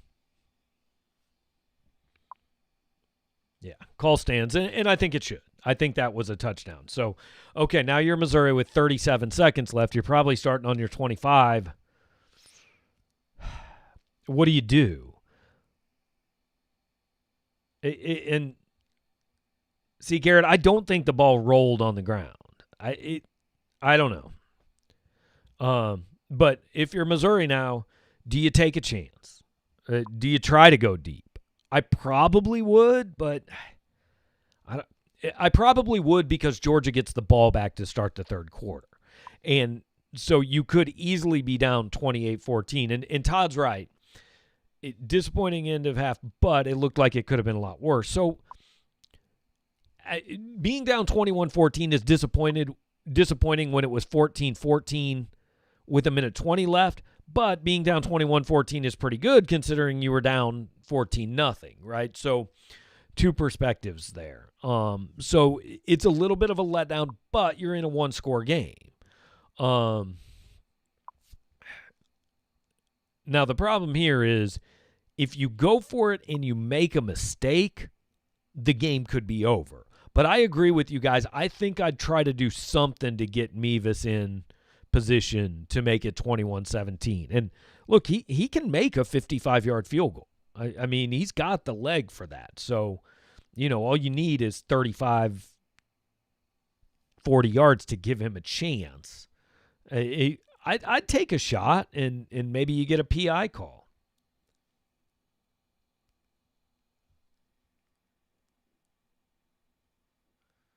My 27-23 pick is looking a little low. I'm going to need both defenses to show up in the second half.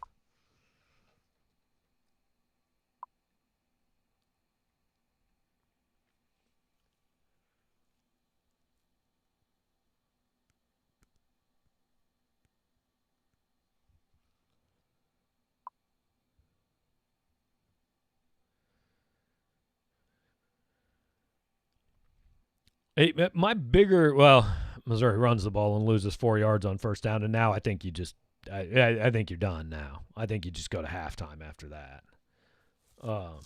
Because my big concern was putting Bazelak at risk for another big hit, which is obviously something you don't want to do because, like it's been shown, you need him to win this game. So, yeah, I understand why people are disappointed, but I don't hate that he's going to halftime. I don't hate it. I think it's okay. I think if that first down play had done something, they'd take a shot, but I don't hate it. Too many bad things can happen. A sack fumble, a pick, your quarterback taking a huge hit.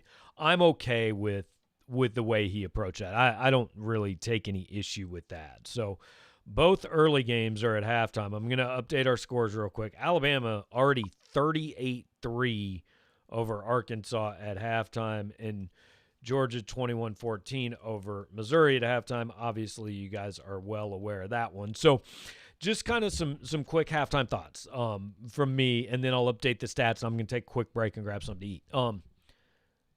I mean, at 14-0, 8 minutes in, everybody's thinking, oh, my God, this could get ugly. So they deserve an immense amount of credit for coming back.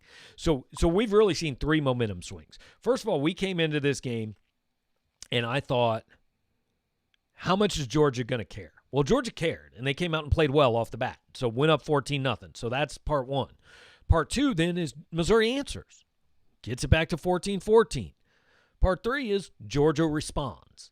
We have an actual game. And they went down and scored, and they took 43 seconds to do it, and they deserve a ton of credit for that. So 21-14 at half.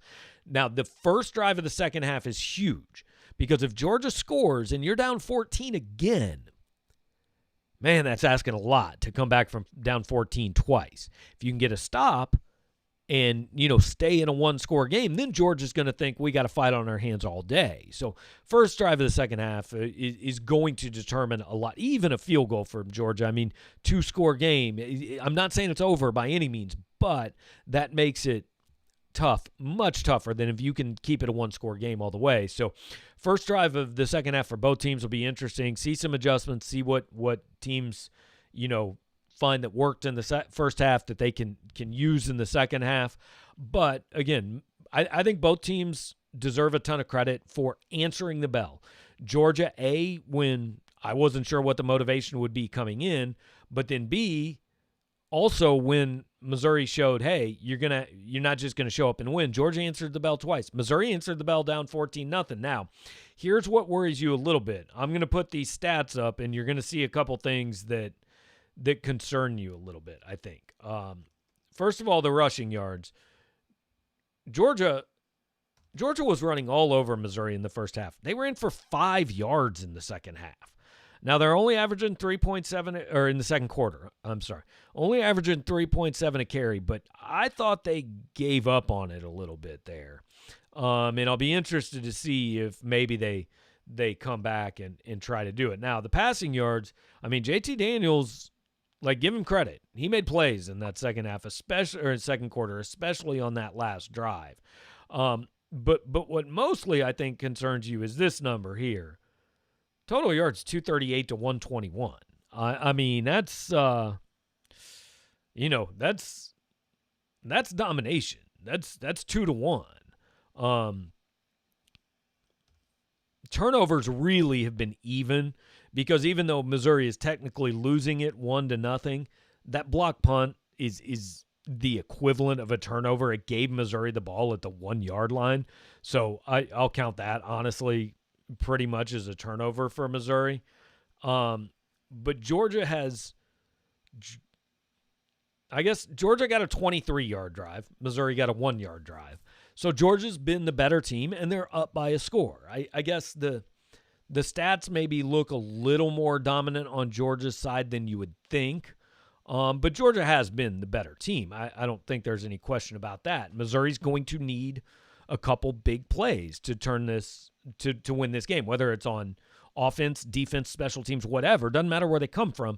Missouri needs probably 2 big plays, and then needs the defense to come up with a couple more stops. I said at the beginning of this game, if this gets in the 30s, I think Georgia wins it. I'll say if it gets to 32, Georgia wins it. I could see Missouri maybe winning 31-28, maybe getting 17 in the second half.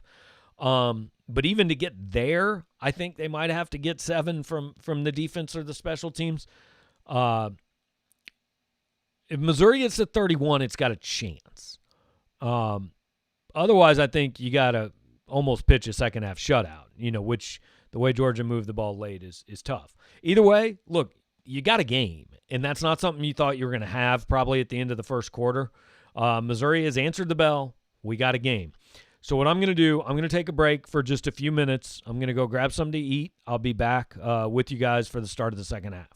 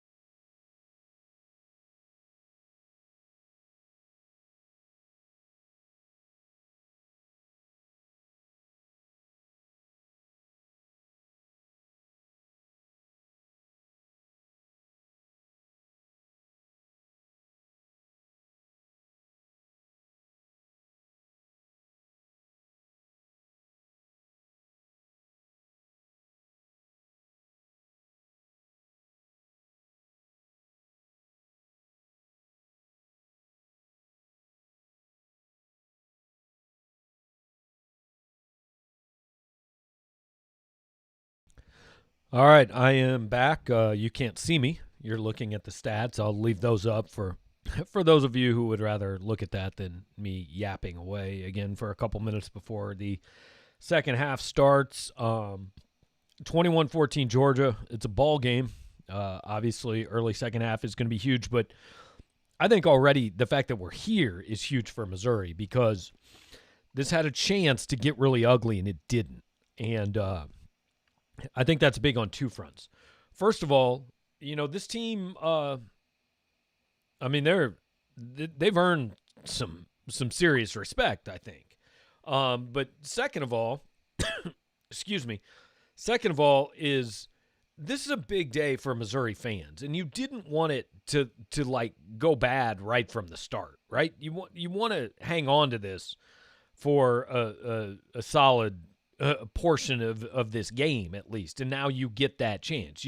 I said at the very beginning of this thing, go into the fourth quarter with a shot, and they've got a decent shot to do that.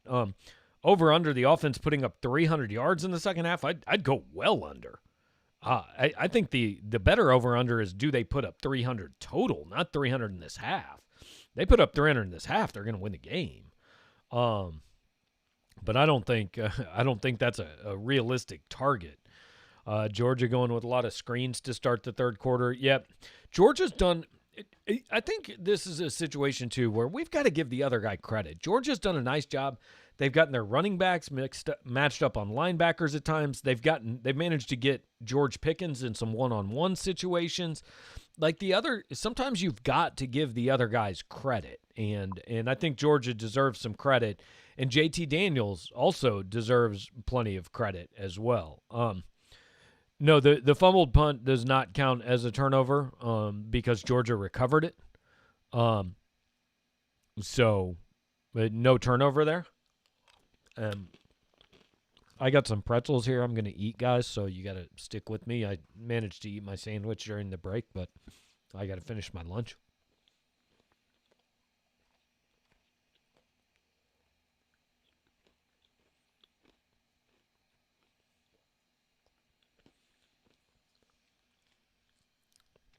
So I think, kind of like I was saying before half, I think we know Georgia is a better team, right? Georgia's played a little bit better today as well.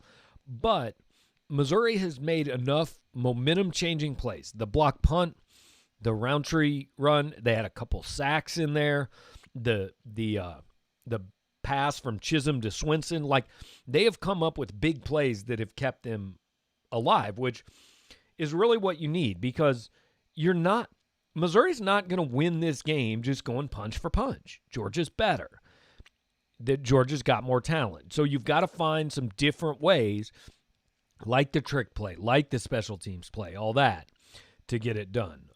Mike, I picked Georgia 27-23 in this game. So I picked a close game, and I picked Georgia basically to make one more play in the end. And we'll see. 27-23 right now looks a little bit low maybe. But again, if it gets much higher than that, I think Missouri's got to get to 31 now. Can they? I don't know.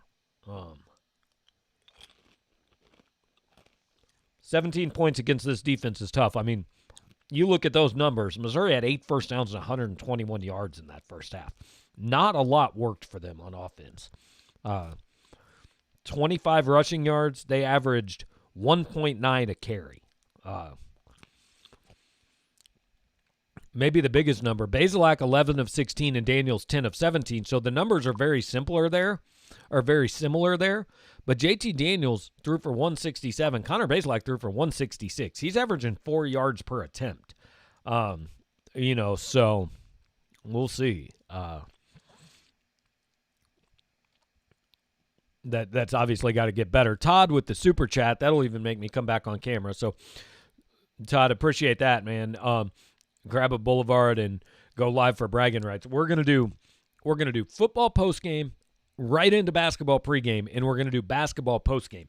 The reason we're not gonna be live during the game is really pretty simple. I've got to help Mitchell get content written for the site. I can't be on here for 15 straight hours and then go have 2 more hours of writing to do afterwards. So I'm going to use the basketball game to do some of our writing for tomorrow. But after this game, and that gives me a chance kind of to mention, after the game, when this game is over, when it hits 0, I'm going to log off. I'll get on Drinkwitz's Zoom call. I'll record that. I'll come back on. We'll play Drinkwitz's press conference, and then we'll take calls from you guys to talk about this game. When the calls start to die down, we are going to flip over to a basketball pregame show. Same broadcast. We're not changing things. We're going to stay on live all the way from the end of the football game up until, probably about an hour before up until close to basketball tip-off. But we're not going to change the show. We're just going to go straight from football postgame into basketball pregame. So, all right, kickoff is going.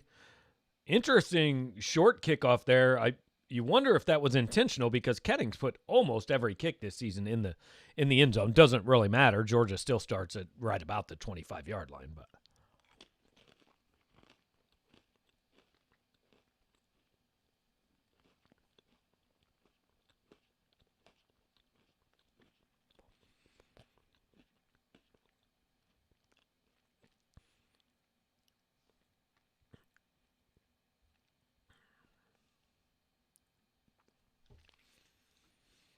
So you've got to think that Georgia is going to do that a lot in the second half. Really come out, like they ran the ball really well at the beginning of the game. And so you've got to think that's what they want to lean on. I mean, Martez Manuel was there. He just couldn't wrap up Zamir White, who basically just kind of ran right alongside of him for 6 yards. And then he runs for 36. I mean, that's, Zamir White has 81 yards on 10 carries. It's working. And really the pass game was working too. Patrick, no, the punt that Will Norris recovered, that was a blocked punt. So a blocked punt does not technically count as a turnover because Missouri would have gotten the ball anyway.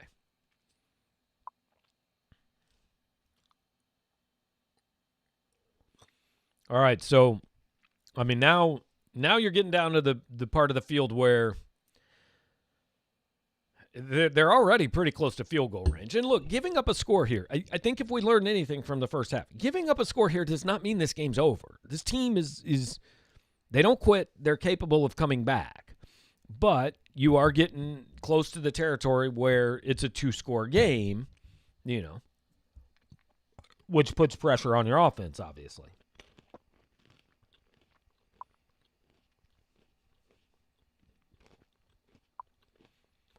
Oh, that was really fortunate. Trajan Jeffcoat, I mean, McIntosh just tripped over his legs. That really wasn't even a tackle.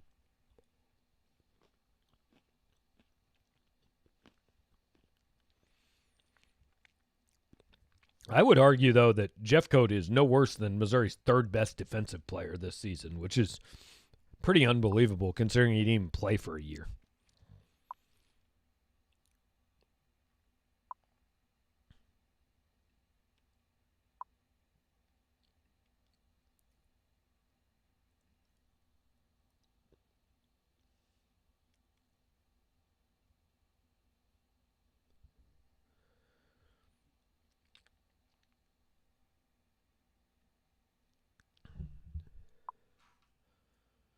Okay, so this is actually kind of interesting, and I think you take the penalty. I think you take the penalty because it makes it 2nd and 25 and pushes him out of. It looked honestly like Jelani Williams tried to interfere, and then George Pickens pushed off of him. Like, he was going to interfere until Pickens reached out and shoved him.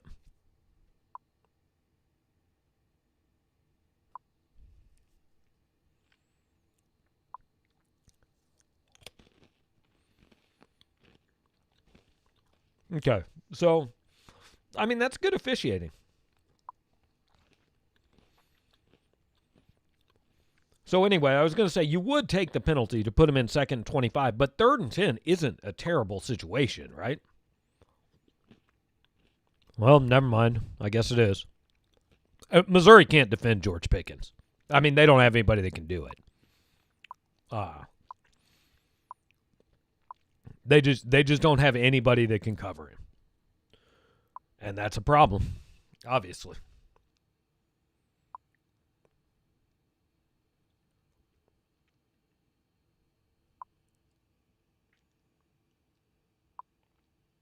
Yeah. So, hey, Georgia's offense is getting the job done. And JT Daniels, like, if JT Daniels played all season, I wonder how much better Georgia is because he's good. But that's poor tackling. You've got to don't go for the big play. Just tackle him. You know.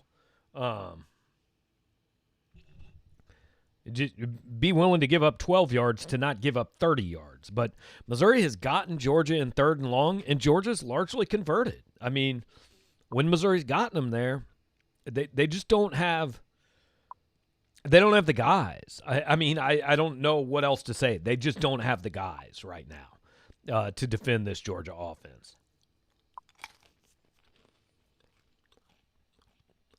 Okay, so – Stewart saying giving them 10 yards, I don't get it. Well, when you don't give them 10 yards, what happens is the play before, which should have been a 36-yard touchdown. You know, I mean, they can't cover George Pickens. I don't know. It's not a matter of scheme or man or zone, or they just can't cover him.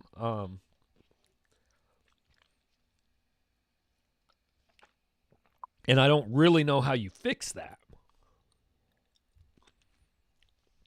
So bottom line is, look, like we said, Missouri's going to have to score 30 to win this game. I mean, the defense has been not great, right? But they did get some stops and get Missouri back in this game. Let me look at the drives. So Georgia went touchdown, and then Missouri got punt, blocked punt, punt. Punt, blocked punt. So they got 3 straight stops. And now Georgia scored twice again.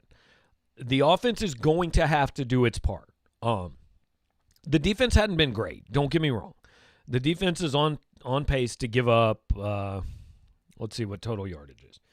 Defense is on pace to give up like 580 yards. So the defense has not been great by any stretch of the imagination. But it did get 3 consecutive stops. And the offense kind of answered the bell, but really the offense only has 1 drive. The other drive was 1 yard. And it took them 3 plays to get that. So the offense is going to have to do its part if Missouri's going to come back from another 14-point deficit. Obviously, it's going to take, both sides. It's a complete team game and all that. But right now, I would say the defense is closer to giving Missouri what it needs than the offense is. I wouldn't say either side is quite there, but I'd say the defense is closer.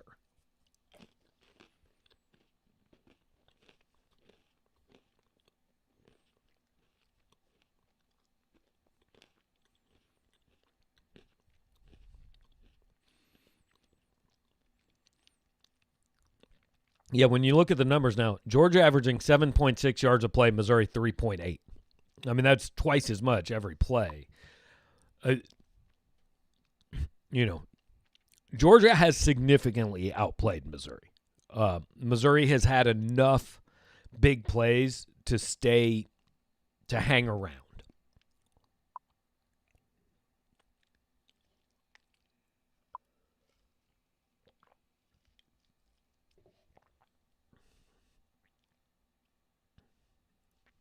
No, I think that's fair, Scott. I don't think this is a really good defense.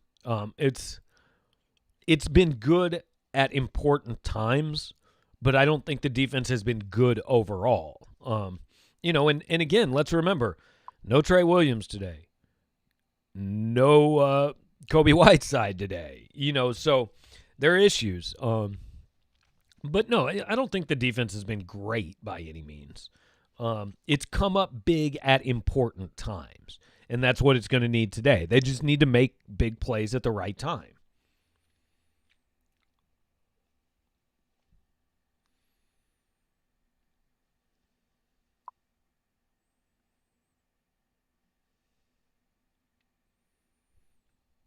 Well, there's the answer to not being able to hit a deep ball, right? That was really good on both ends. The throw and the catch were both really nice, and I'm really impressed with Damon Hazelton. It would have been pretty easy for him to give up on this year. I think a lot of people had given up on him, but pretty impressive.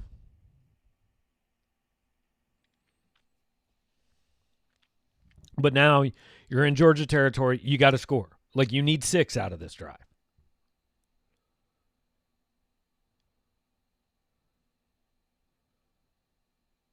I like that Bazelak just threw that away, on first down. But this is starting to look to me like Missouri isn't even going to attempt to run. Maybe that's wrong, and I'm not sure it's the worst approach because Missouri didn't really do anything to show it could run in the first half. But I think you're going to have to at least try at some point. I also wonder if I think you need to pick up some of this on 3rd and 10 and treat this like 4-down territory, honestly.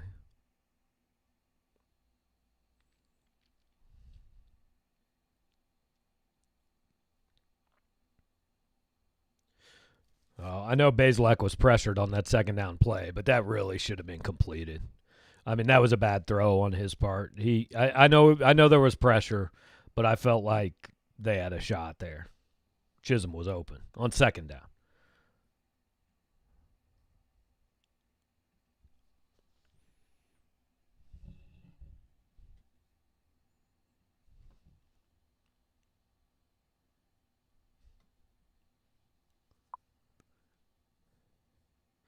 Missouri going wrong direction.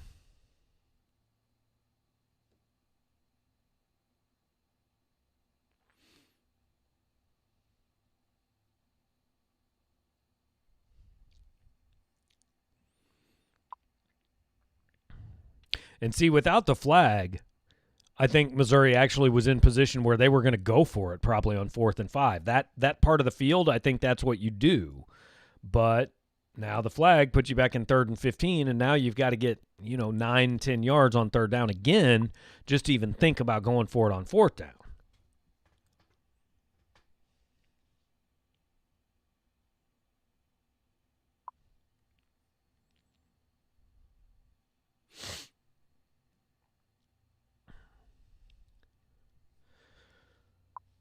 So, I mean, 4th and 15, now you got to punt. You have no choice but to punt on 4th and 15.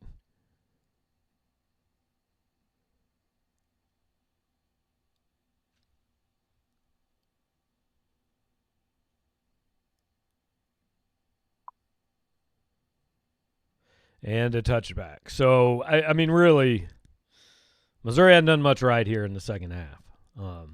It's outside of the one play to Hazelton. The second half has started very similarly to the way the first half did. And, oh, jeez. I just saw the 3rd down pass and really lucky it wasn't picked, honestly. It should have been.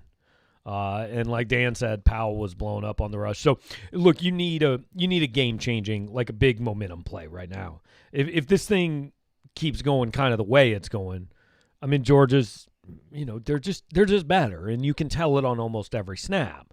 So you need some sort of a field-flipping play, a turnover, a big return, something, to get it back to 28-21. You got that in the first half. Now you need to get it again, and we've seen some terrible kind of downing of punts or lack thereof inside the 5 for both teams. So, and yeah, again, a turnover would definitely help. But like you need a stop first of all, right? Because this is where I expect Kirby Smart to say, okay, look, we're going to lean on the run game. We're just going to hand this ball to Zamir White and James Cook, and we're going to dare you to stop us. And if Missouri can't, this game's going to get over pretty quick. Missouri can come through and make a couple plays on 1st and 2nd down, put them in 3rd and long. That's what they did in the first half, picked up a couple sacks, and things, were decent. So Basically, you're in the same position you were in 10 minutes into the first quarter here.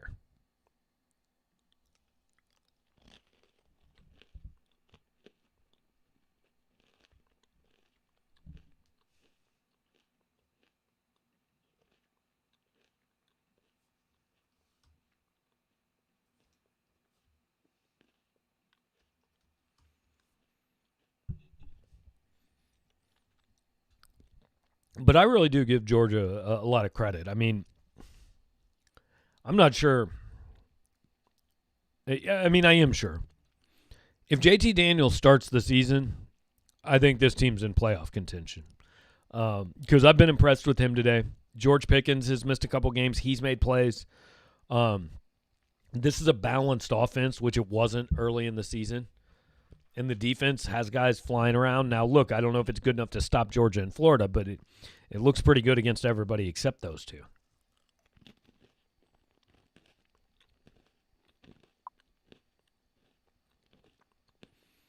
Yeah, Jake, the bragging rights game is on ESPNU tonight. They switched that yesterday or the day before.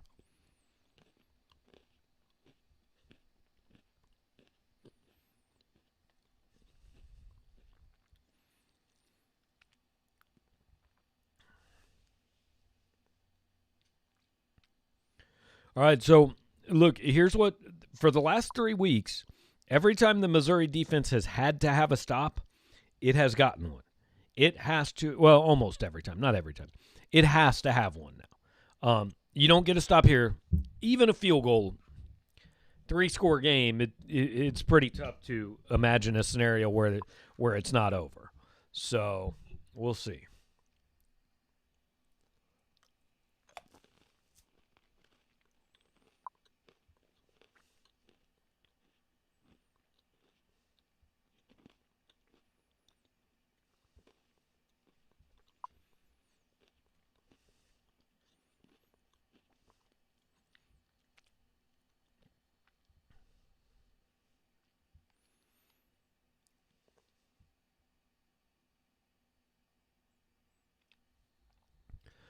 All right, so first down for Georgia at the 31, and this is where you need to, start to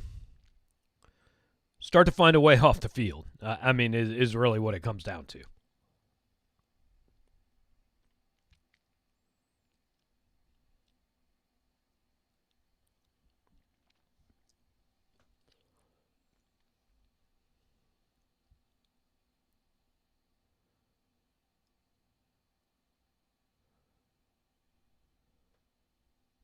Markel Lutzey's been pretty active in this game. Batted down a pass, made a couple plays. So, obviously nobody from Missouri's defense has been great. But I honestly haven't noticed Nick Bolton a whole lot. Bledsoe and Nicholson with 5 tackles each. Manuel's probably been their best, 4 tackles, 2 for a loss. Bolton has 4 tackles. No passes defended, nothing behind the line.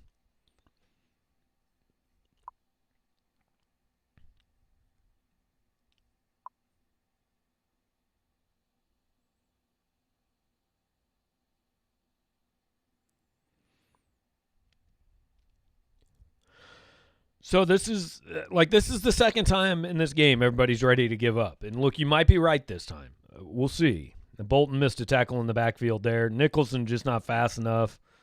Gillespie was just kind of hand fighting with him there for a minute. But you guys might be right here. This may be the point Georgia says enough and goes and scores and ends this thing. That's possible. But again, the one thing this team has shown is that it doesn't give up. Right, it's going to keep trying to find a way. So let's see if they can manage to do that. Nice break there on second down. Trajan Jeffcoat maybe a little lucky not to get flagged there for a little bit of a hit.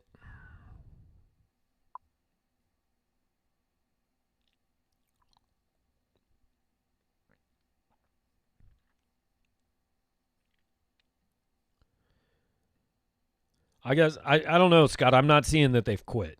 I don't think that's a fair accusation at all.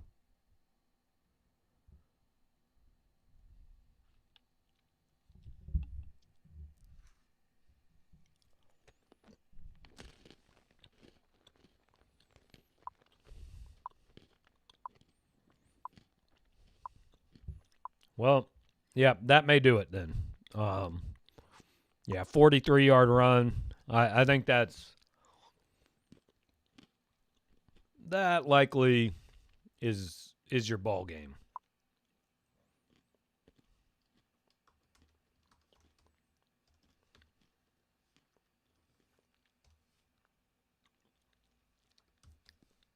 And realistically, I think this score is actually indicative of about what we've seen.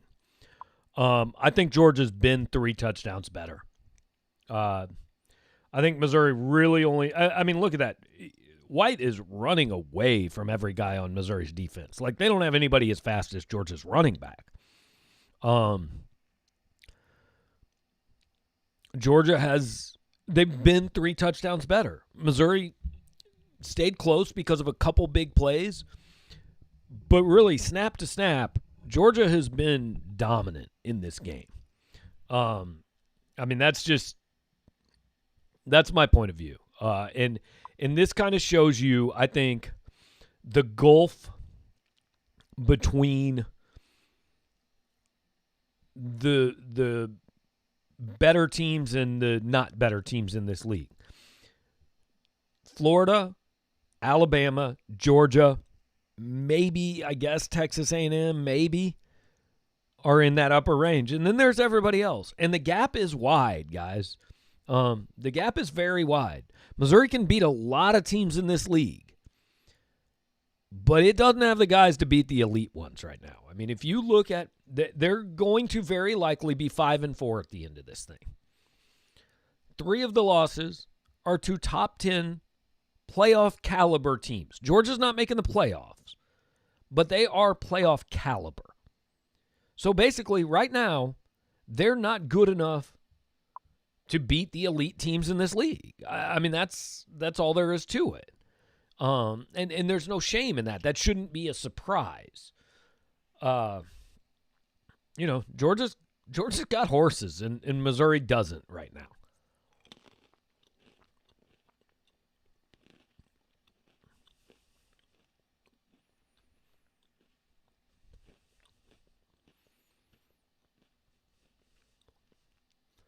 So at 35-14, I mean, now you're just talking about putting together a drive and hoping to maybe, put yourself in a position for a big play or a fluke play. But I really think that what really flipped this game was Georgia's drive at the end of the first half. I mean, Missouri felt like it was going in at halftime tied, and then Georgia just right down the field. And, I thought that drive was kind of the one that set the tone that Georgia said, all right, we're not going to mess around with this. Went down and scored, got the ball to start second half, scored again. Because you thought you were going into halftime tied and felt pretty good about that. And that drive kind of showed Georgia thought it could do pretty much whatever it wanted to do.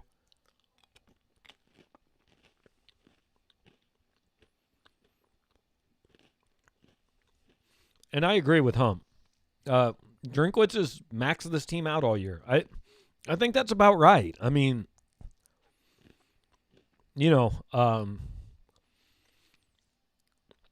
with JT Daniels at quarterback, Missouri just doesn't have the guys. I mean, you've seen it.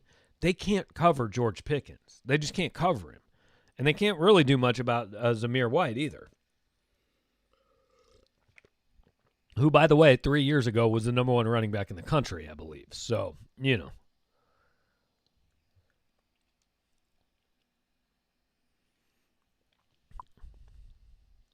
But, again, you can have a solid team when all you do is beat bad teams. That's what Missouri's done so far. They've beaten bad teams, lost to the good ones. And then there was the whole Tennessee thing, which at the time wasn't a terrible loss, ended up looking like a terrible loss. But if you just beat the bad teams, you're going to win 7-8 games every year. And then on the right day, you beat a team like Georgia. Now, today, obviously not the right day for Georgia, or for Missouri against Georgia. And it wasn't the right day against Alabama. It wasn't the right day against Florida because they're not close to those teams right now.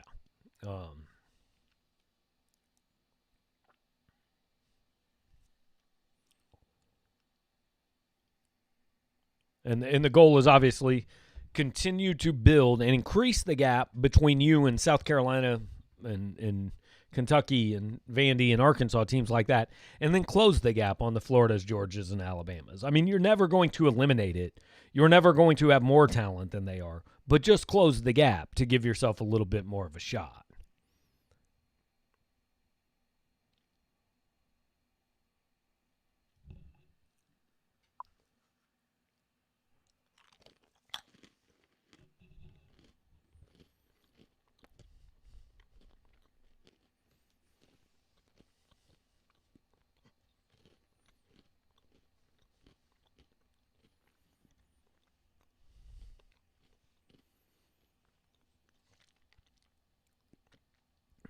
So this drive this determines to me,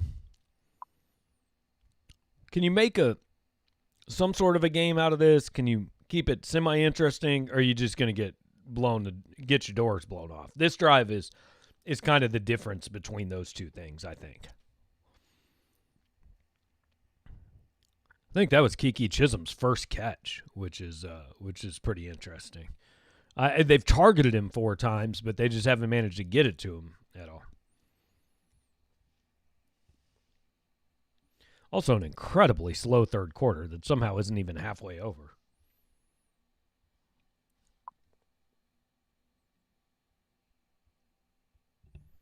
Missouri isn't helping itself with penalties. The holding on Daniel Parker on the last drive really hurt.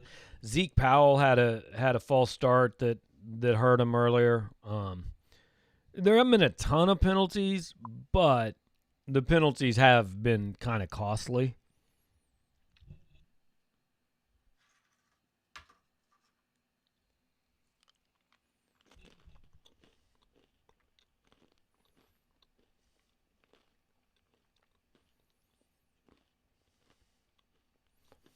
I'm not sure how that's not pass interference on Georgia, but it wasn't called, so.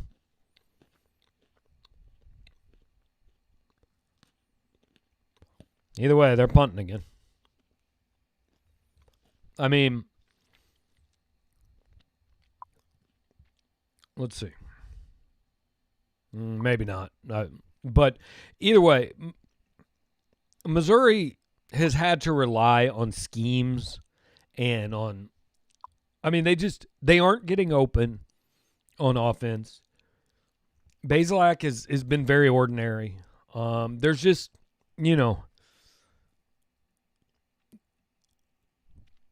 they're out talented. They're not making many plays, and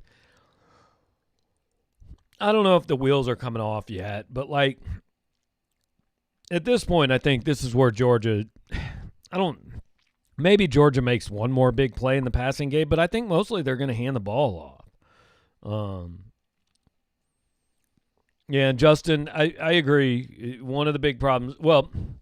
Today, there's plenty of problems with the offense. One, they can't run. And 2, you're right. They can't stretch the field. All they're doing is, short 6, 7, 8 yard passes. And that does make it tough because then you just stack everybody up near the line of scrimmage and they're not worried that they're going to get beat deep. And yeah, Matt, a trick play and a block punt to score. It's exactly what we were talking about at halftime. The score was closer than the game was. The score was a lot closer than the game was because Missouri got kind of dominated in that first half. But because of the nature of the 2 big plays, they had it at 14-14 at one point.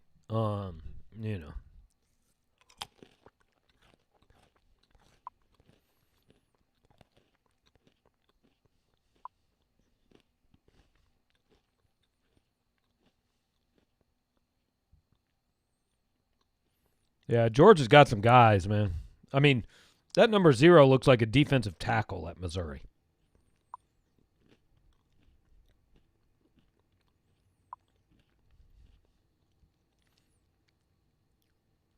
And I think that was probably interference on Manuel. But Georgia's made plays. They've just made a ton of plays today. And Missouri has made far fewer.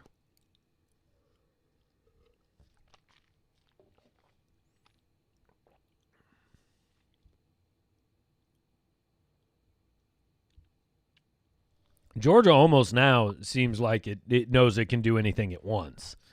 And Greg says what I was going to say. They're saying, look, we have no fear. The only way we think you can stop us is by committing a penalty. And so they're doing anything they want. And, maybe a little bit of a, hey, Missouri, don't think you're going to rise up here. Nice season you had, but don't think you're going to rise up and really make us too concerned. Again, I don't know why Devin Nicholson is 30 yards downfield covering the tight end. I don't love that part of what I've seen today. It hasn't changed the game or anything, but I'm not sure I understand it.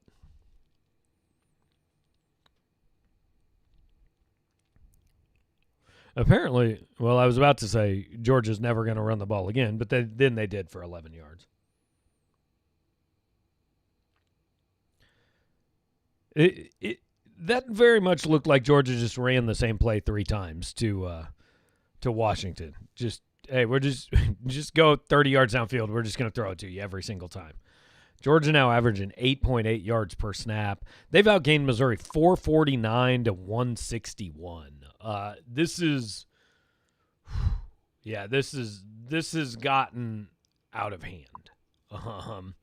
That there's no other way to put it. This has gotten out of hand.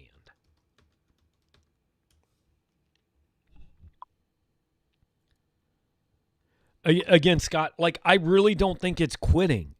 They're just not. Georgia is that much better at every single position. I mean, they're just that much better. I don't think it's quitting when they just don't have the talent. That's a huge Georgia offensive line that's leaned on them. They have receivers that are making ridiculous plays. James Cook and Zamir White are 2 5-star running backs. They just have better players. And I think I don't think it's necessarily fair to say they quit. I mean, they were down 14-0 and came back, and I don't think this is a matter of quitting, but they're getting mauled out there.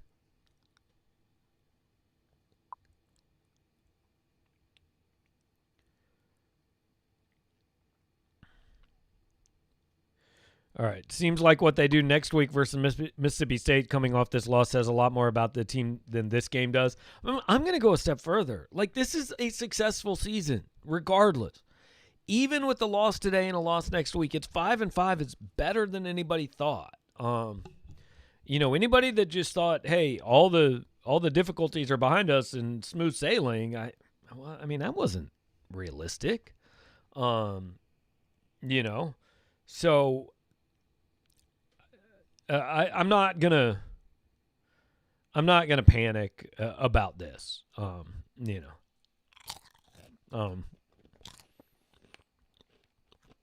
It happens.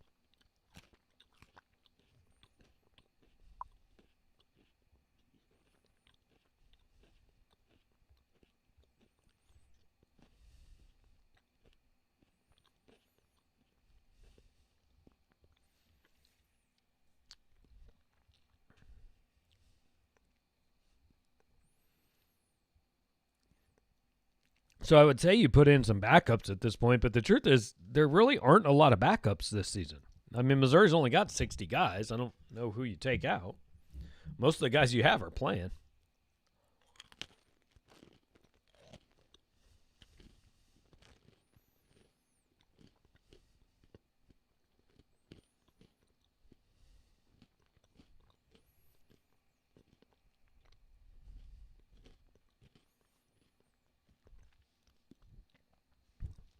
Yeah, I mean, plenty of stats, but like Georgia's run for 198 yards, Missouri's run for 22. On the same number of passes, basically Daniels has one more pass. He's thrown for 251 to 106. I mean, just almost everything Georgia's doing is working.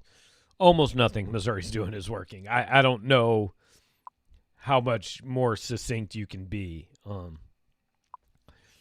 I think Drinkwitz will just say, hey, we got beat in every phase of the game. We weren't good enough. And, I mean, we're late third quarter, and they're still getting dominated on pretty much every play. Dalton, the call-in starts after Drinkwitz's press conference. That's the post-game part. So I'm guessing, by 2:45 to 3 o'clock that'll be going. But you cannot call into this particular portion.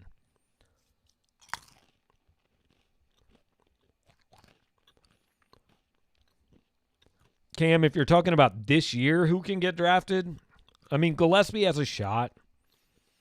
Roundtree has a chance late, I think. Bolton, obviously, but yeah, there's not a ton of NFL-ready talent here.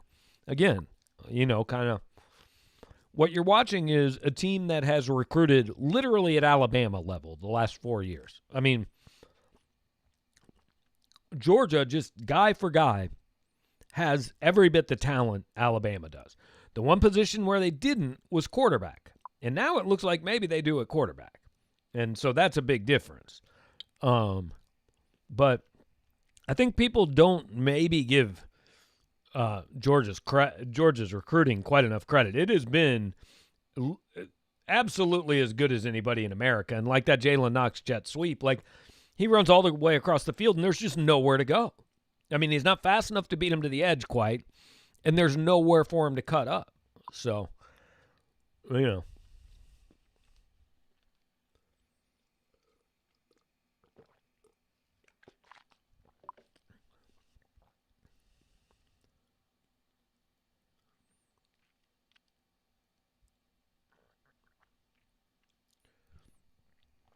Oh, and yeah, I didn't realize that Jalen Knox had been hurt on that play. So let's see. I mean, Missouri's tight end on that play, Daniel Parker looked like he was the one getting blocked. Nico Hay never really blocked his guy. I mean, there's only so many ways you can say they're just better, right?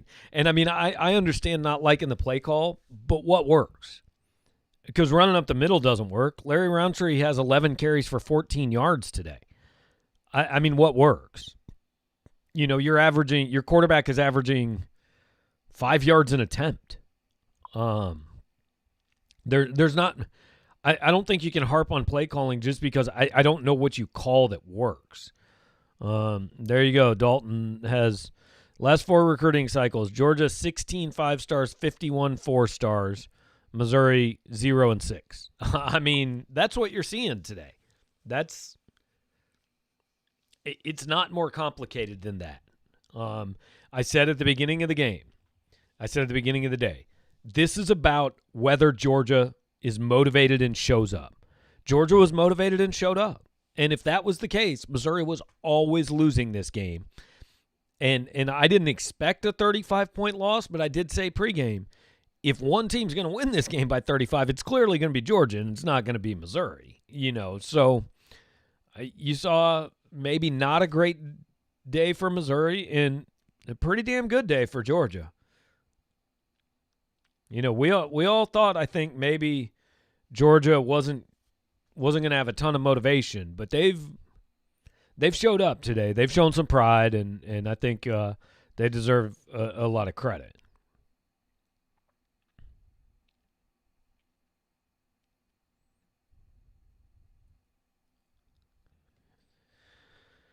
Oh, Michael says if Drink can recruit close to the big boys, his coaching should get us closer, kind of like a Pinkel model. So let me say 2 things. First of all, that's the way you have to do it at Missouri. You're not going out and signing 51 4-stars in a 4-year period at the University of Missouri. It's never, ever, ever going to happen, no matter who the coach is. Also, that's how Pinkel did it, 100%. You can't say yet that Eli Drinkwitz is going to do that. like, I understand why you have hope. I've seen a lot of things that impress me, but he's also not yet actually coached his own guys. So I don't think it's fair to say his coaching should get them closer. It's, it's possible. But I don't think we can say should yet. That's the hope, right? I think that's the hope, but I don't know that that's something yet that you can count on necessarily. But yeah, they need to recruit better than they have been, and then they need that talent still to play above its head. That's the only way it works here. If you're talking about, winning 7-8 games, no, you're fine. Recruit at the level he's recruiting at, you're fine. But if you're talking about winning division and league titles, you need to recruit at the level he's recruiting at, and then that talent has to overachieve. Because that's the kind of talent that the top teams in this league have. And I'm talking about Georgia, Florida, Alabama, at times LSU, at times Auburn, at times A&M. And that's what I won't even include Tennessee in that discussion anymore, because Tennessee is always going to beat you in recruiting rankings, but it's been so long since they've done it on the field that I don't count them in that group. But LSU, Alabama, A&M, Florida, Georgia, Auburn, they're always going to beat you every year in recruiting. Like, the best Missouri's ever going to finish in recruiting rankings in this league is seventh. And that's okay, but you have to. It's what you have to do is 7th, 8th, 9th. You have to finish there consistently, where Missouri has been is like 12th, 13th, 14th.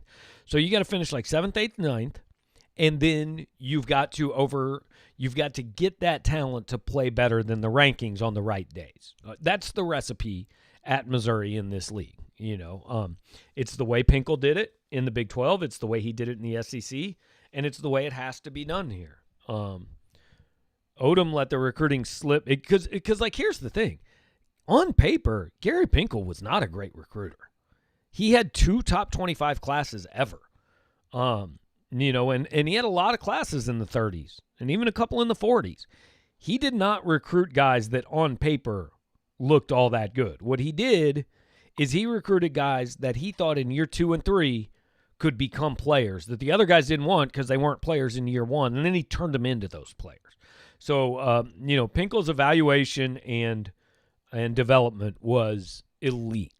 The recruiting was very average, just on paper, 5-star, 4-star, things like that. So, Drinkwitz is recruiting at a little bit higher level, but not such a high level that they're going to line up and have as much talent as most of the teams on their schedule, because that's not true. Yeah, Greg, I think the second half, honestly, has been Georgia just saying we're just going to throw the ball to 0. It just nonstop, Daniels 15 of 25, 276, no interceptions. That's, it's going to be tough to beat him on a day like that. And now I think we're seeing Georgia just say, okay, we're just going to run the ball down your throats here and get out of this.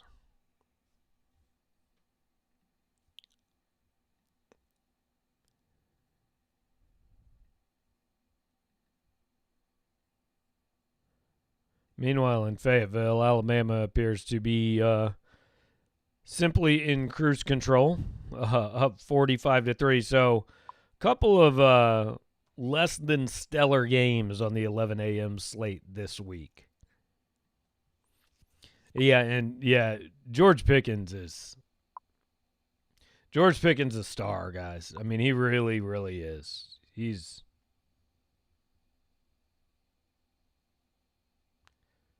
He's just beating Missouri's guys one-on-one all day. Dalton is right. This has got nothing to do with reading press clippings. This is really good players,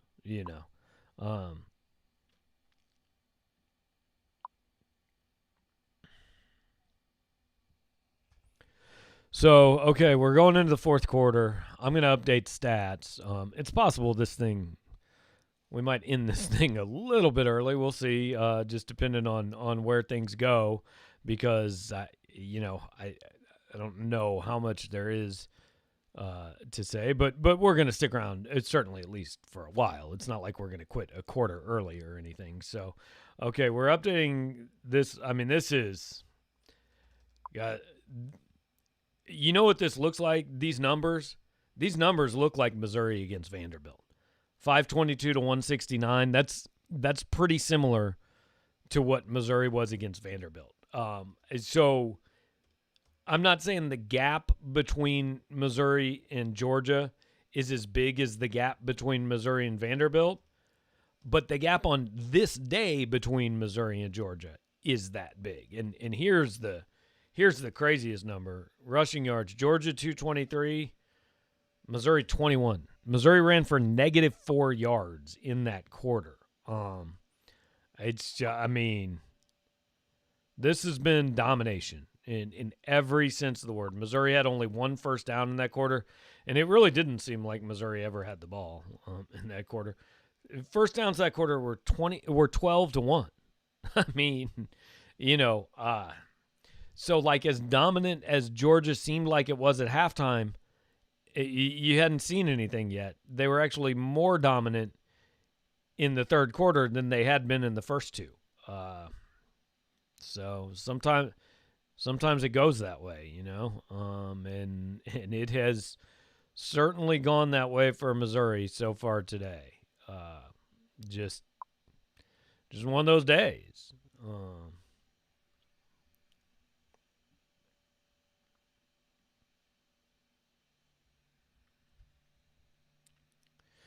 Okay, Jack, the reason I don't update opponent to the actual opponent is because that's not text that I can change. That is just a graphic, so that I just had my guy make a generic one at the beginning of the season rather than making me 10 individual ones. That will probably change next season. But this was the first year, and I just went with something basic, a template that I was going to be able to use for a background every week rather than having to get something new every week. So that's why it was there. All right, so Greg is taking off. Well, Greg, appreciate you hanging out with us and being so active today. I do hope you'll come back for the post-game show, and it'll be interesting. The last couple of post-game shows have been super active. This one, I don't know. We'll see. This game's kind of over, right? And so I don't know how much people are going to want to talk about it and break it down. Maybe not at all. Maybe they're just going to be drinking and getting ready for basketball. We'll see how it goes. I hope we'll have some people stick around. But we'll do it either way. So back to live action, and I don't know. Georgia on pace for, let me do some math here, about 700 total yards. I don't think they'll get there, but whew.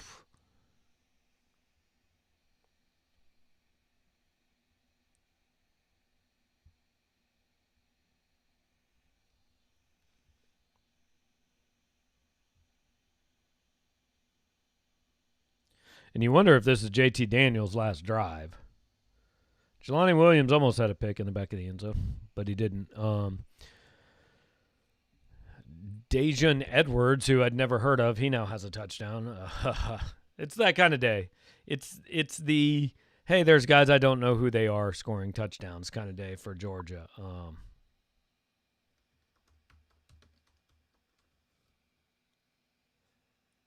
I mean, 28-0 second half so far. 21-0 in the third. I've run out of ways. Oh, Chad Bailey he looked like he was in quicksand on that cutback. And again, I won't. You guys can throw out what you want. I won't throw out the not trying accusation, but whew, they don't look good.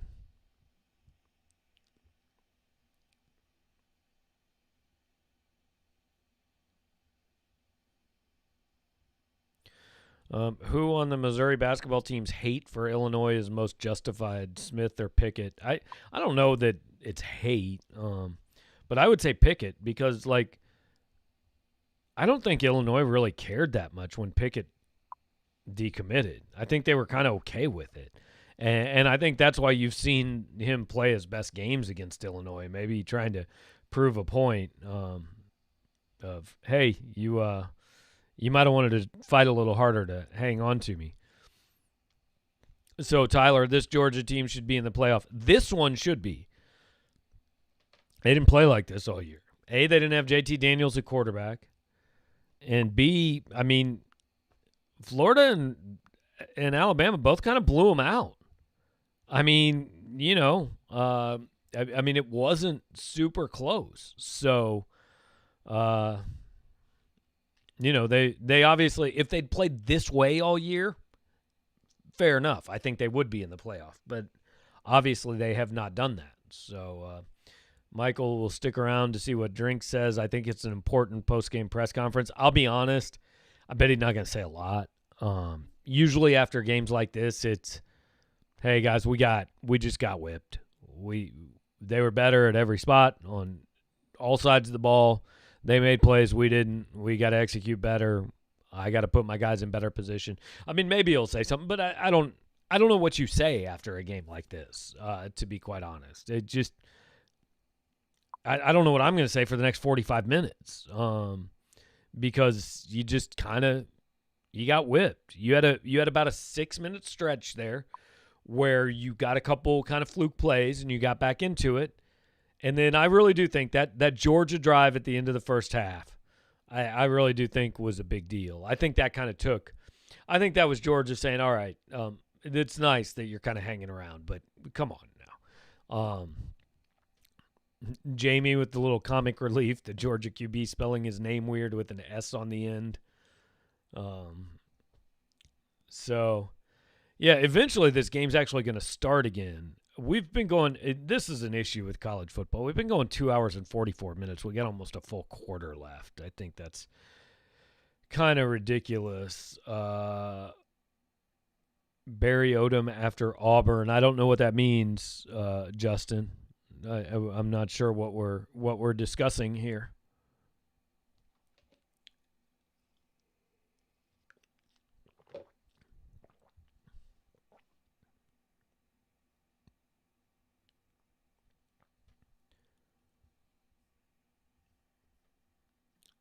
So I think you leave Bazelak in and like you let him, I don't want to say wear it. That's not the right way to put it, but you make him kind of fight through this, right? And stay out there. And I would anyway. I think you can get something out of that.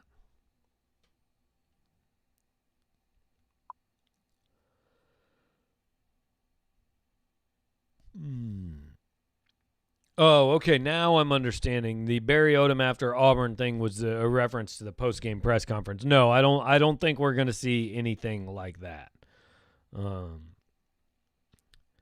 Yeah, I don't know, Michael. We'll see. We'll see what he says. I mean, I just don't know what there really is to say after a game like this. I mean, every single phase of the game wasn't close.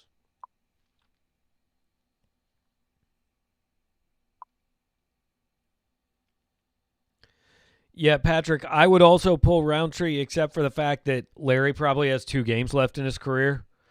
This is the last time he's ever playing at Faurot Field. And so maybe he wants to be out there to the end. And if that's the case, I respect that. What he's done here, I think he's earned that if he wants to keep playing, that you leave him in there. Obviously not his best day by any means. But I think at this point it's up to Larry if he wants to keep taking the punishment or not. And I would be surprised if he said no.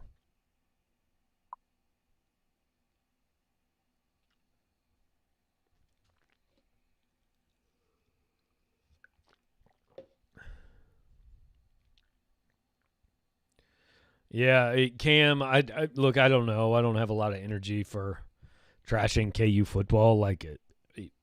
Everybody knows it's awful. They were 0-9 this year, which means they had their fewest losses in quite some time. But I like I didn't watch a single snap this year. I don't have a lot of energy there.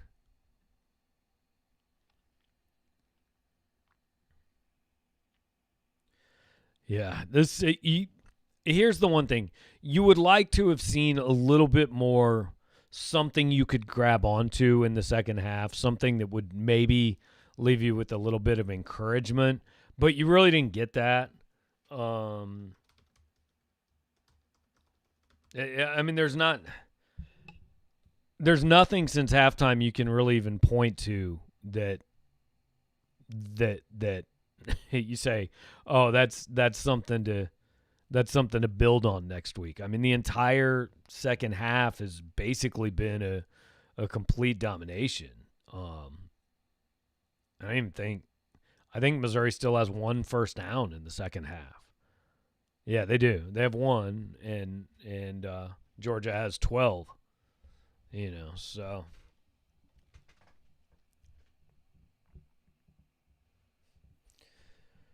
seems like we should have used up all the commercials by now, but I guess we haven't.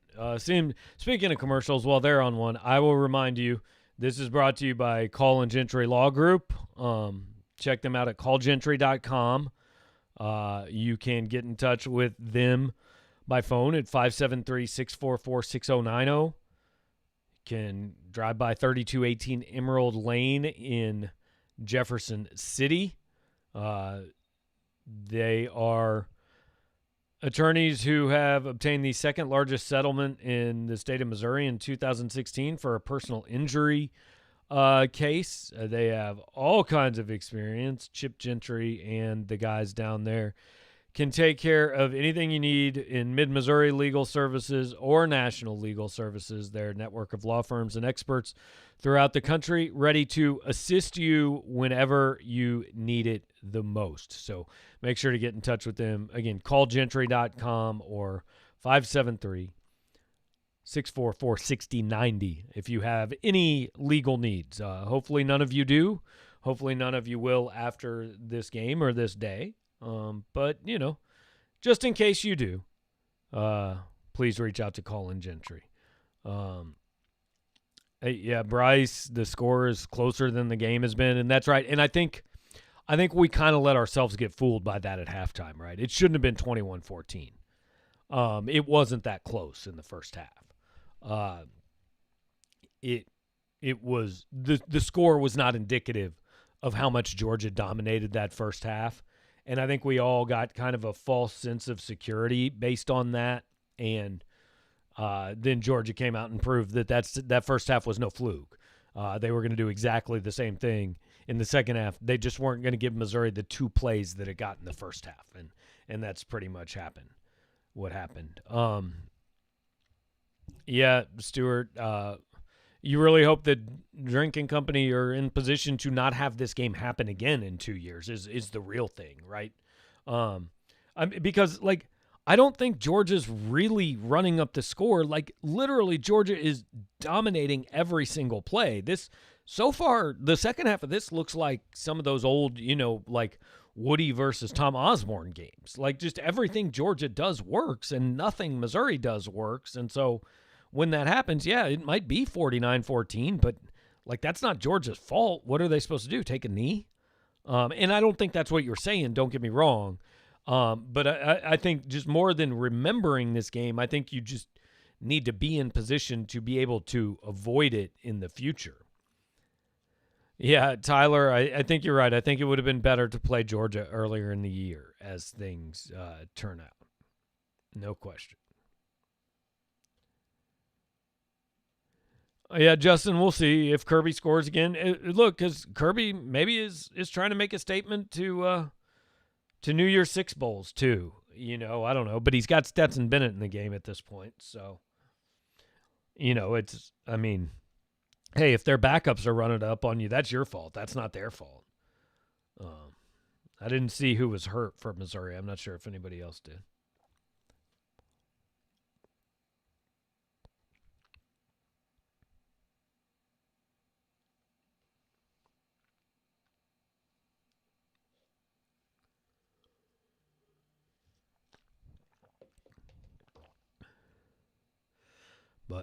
Injury timeout, delaying this one as usual. Again, we are nearing 3 hours now. Got 12 minutes left.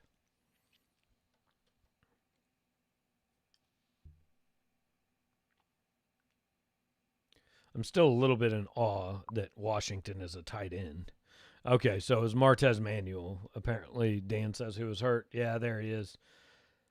Coming off, he's had a good year. He really has. Especially for a sophomore. You feel good about him stepping in at one of those safety spots next year. Yeah, starting to worry about bodies. It's fair. They'll have enough. I think they'll play, barring some big COVID setback. But yeah, they are losing guys. There's no question. Looks like mostly backups on the field for Missouri. Utsy's in there. Jeffcoat's in there. I think Bolton's still in there. I'm not sure who number 10 is. Let me look that up. Okay, 10 is Chris Mills. He's in the game.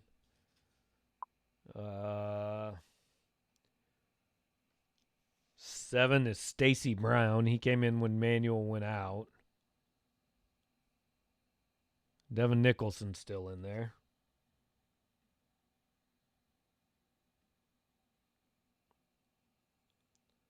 That was a nice play by Jelani Williams. He showed some real speed there. Kind of like seeing that.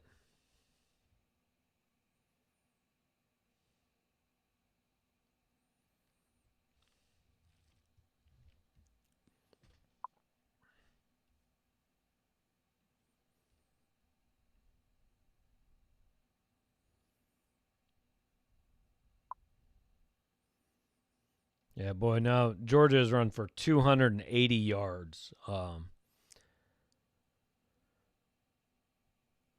And Eric's right. I mean, they're beat, man. They're exhausted. They've been on the field a lot, especially in the second half.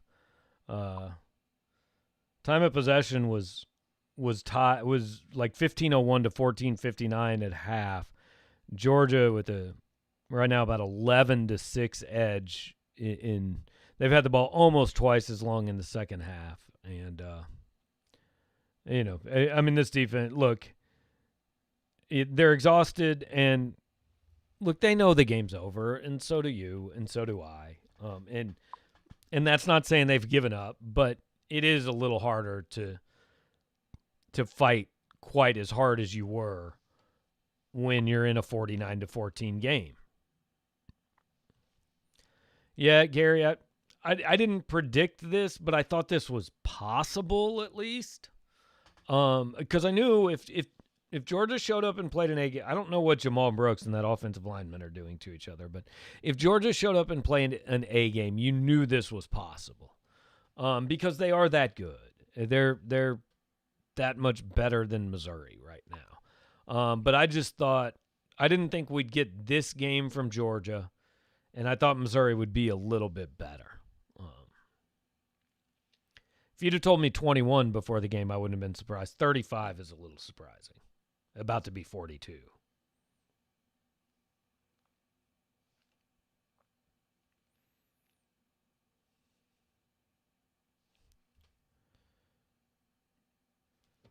Yeah, that's a Prather Hudson. I've definitely never heard of him. I'm going to think he's a walk-on maybe. It does look to be raining pretty decent there now. Maybe it's been that way the whole game. I don't know. It's been really hard to tell.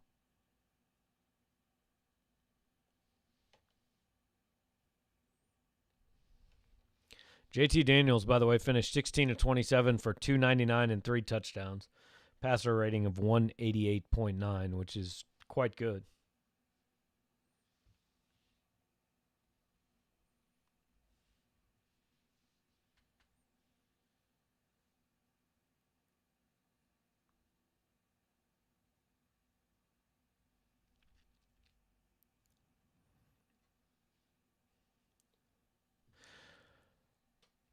All right, so 4th down, I'm going to assume that Georgia's going to kick a field goal to top 50.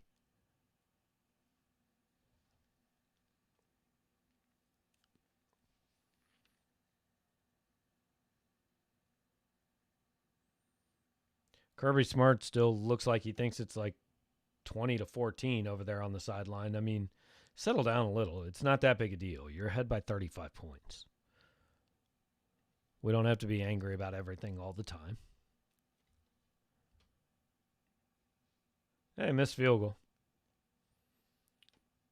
So it stays 49-14. I imagine each team has one drive left because Georgia will simply run clock when they get it back. So I think we got 20 minutes left here probably. So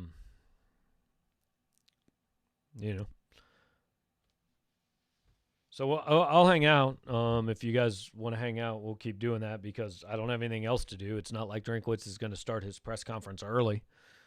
If they offered to do that, I would go start it right now, but I don't think that's a thing that's going to happen. So, yeah.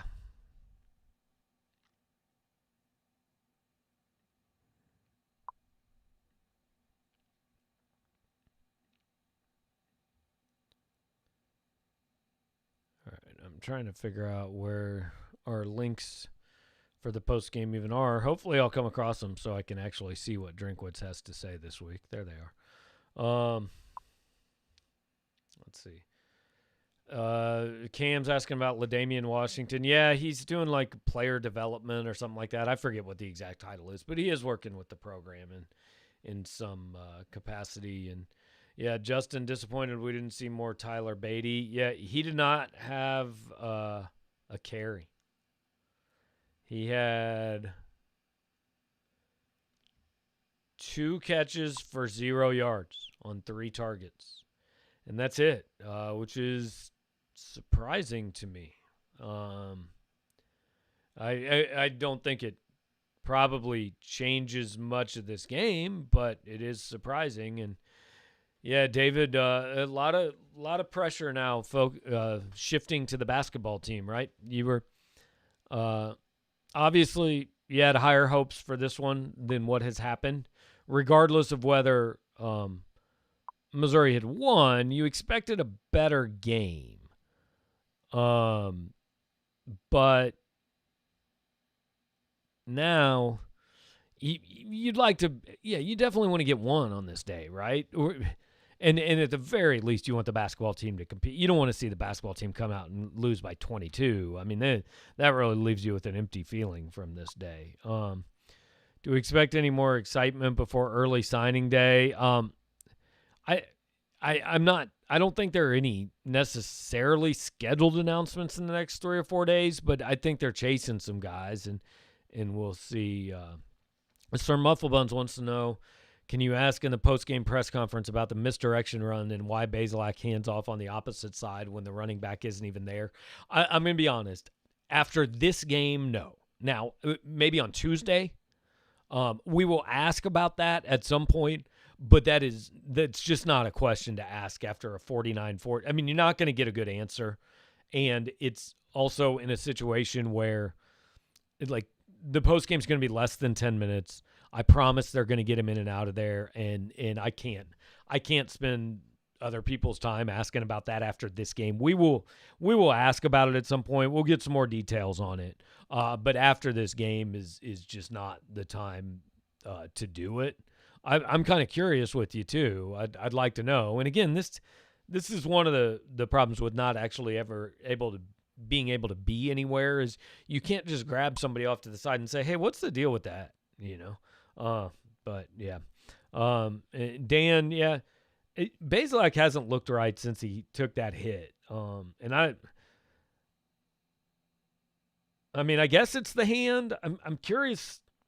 I am curious to know what the diagnosis on the sideline was, because I still don't know how he came out of that with nothing but a hand injury.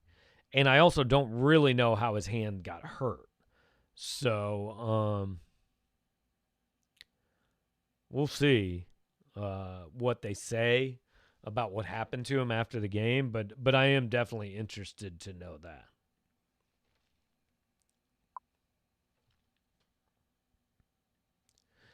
No, Drinkwitz isn't going to melt down today. I mean, it's in year 1. He's still over 500. There's nothing to melt down about.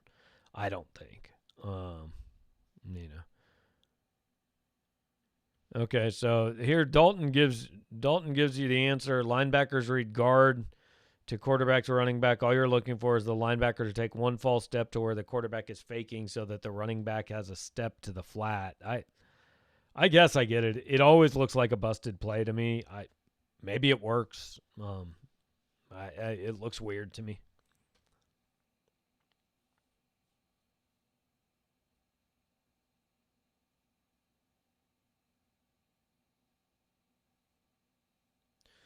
Yeah, I mean, 3rd and 11, dumping off for 3 yards is, not really going to.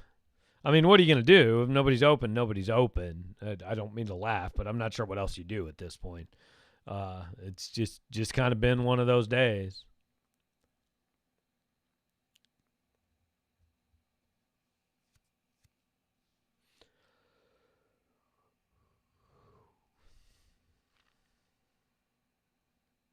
So, I mean, Georgia's going to get it back with, 5:40 left. I would imagine they're just going to hand the ball off, whether or not they run the clock out all the way. I don't know, but I don't see much reason to do anything more than hand the ball off.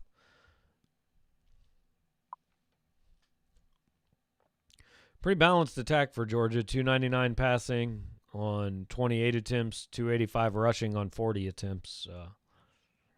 Impressive effort from the Bulldogs. Impressive effort.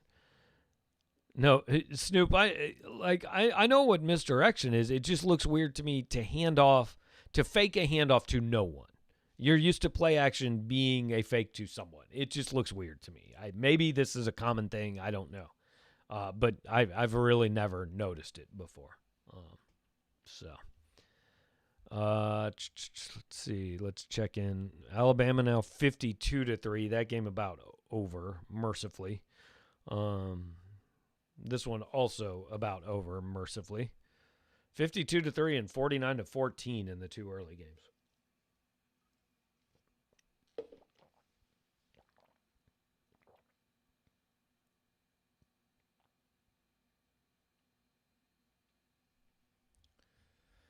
All right, so once again, just want to kind of remind you guys what we'll do here.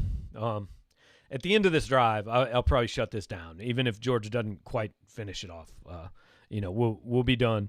I'll jump on Drinkwitz's press conference.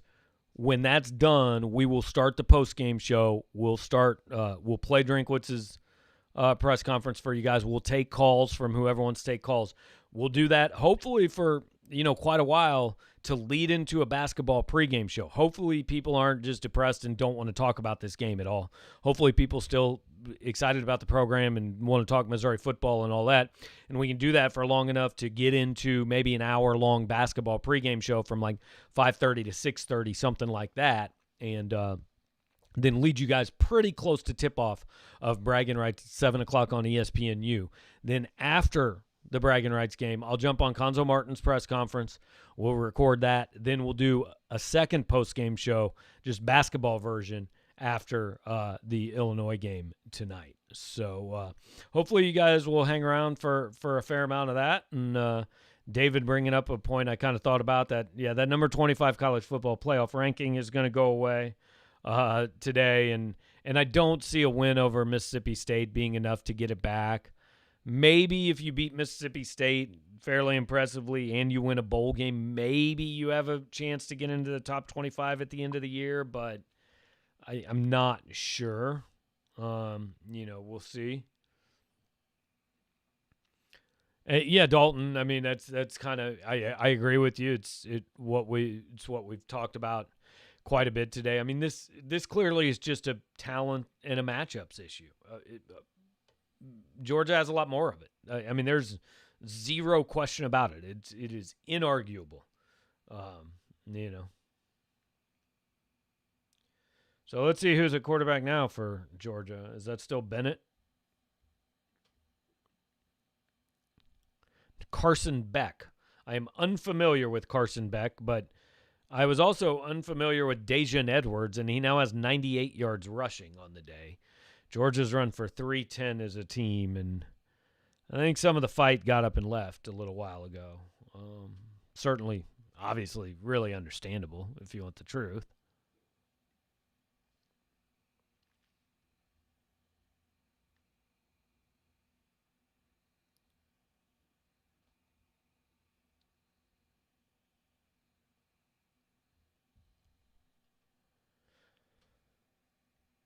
All right, so we're coming inside of 5 minutes here.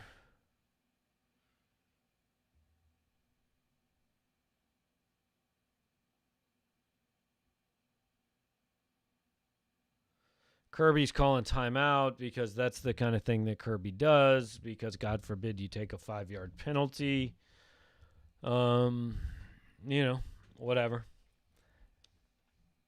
All right, we're going to go ahead and update some stats here because we have time. Let's see. Rushing yards. Whew. 310 to 23. Missouri, I believe, has rushed for -2 yards in the second half. That's not encouraging, really. 299 to 169 passing. Missouri has 192 total.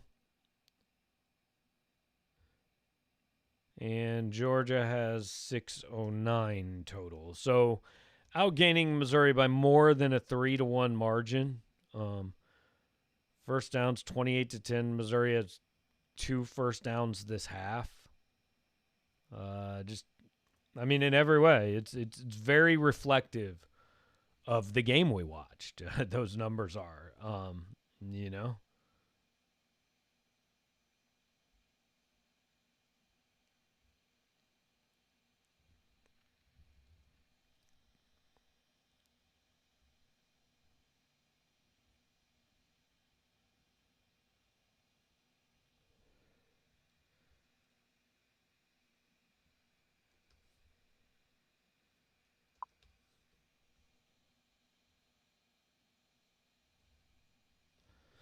Yeah, Snoop, that may be fair. LSU does not belong in that conversation with these other teams. But yeah, right now Missouri is toward the upper end of the second group in the SEC, and that's a fine place to be. But the gap between the first group and the second group is huge. It's huge. That's really all there is to it. It's a long way to go to get there. Drinkwitz did not get a bonus for being ranked. He will only get a bonus for being ranked in the final poll of the regular season. So, the Odom had an incentive for every time he was ranked because he had a low base salary. Drinkwitz's guarantee is really high, so he doesn't have incentives quite like that. So after this third down play, guys, I'm going to get ready for the post-game stuff. I imagine Georgia's going to punt the ball here in a minute. But final total, Georgia had 615 total yards, if this is final. But I appreciate those of you who made it through this whole thing, hanging out with me. Again, I'm going to jump on Drinkwitz's press conference. We'll record that. We will be back with the post-game drink, I'm guessing in 30, 40 minutes. So hope to talk to you there. We'll lead into basketball only about halfway through the marathon. So we'll catch you guys in a little bit.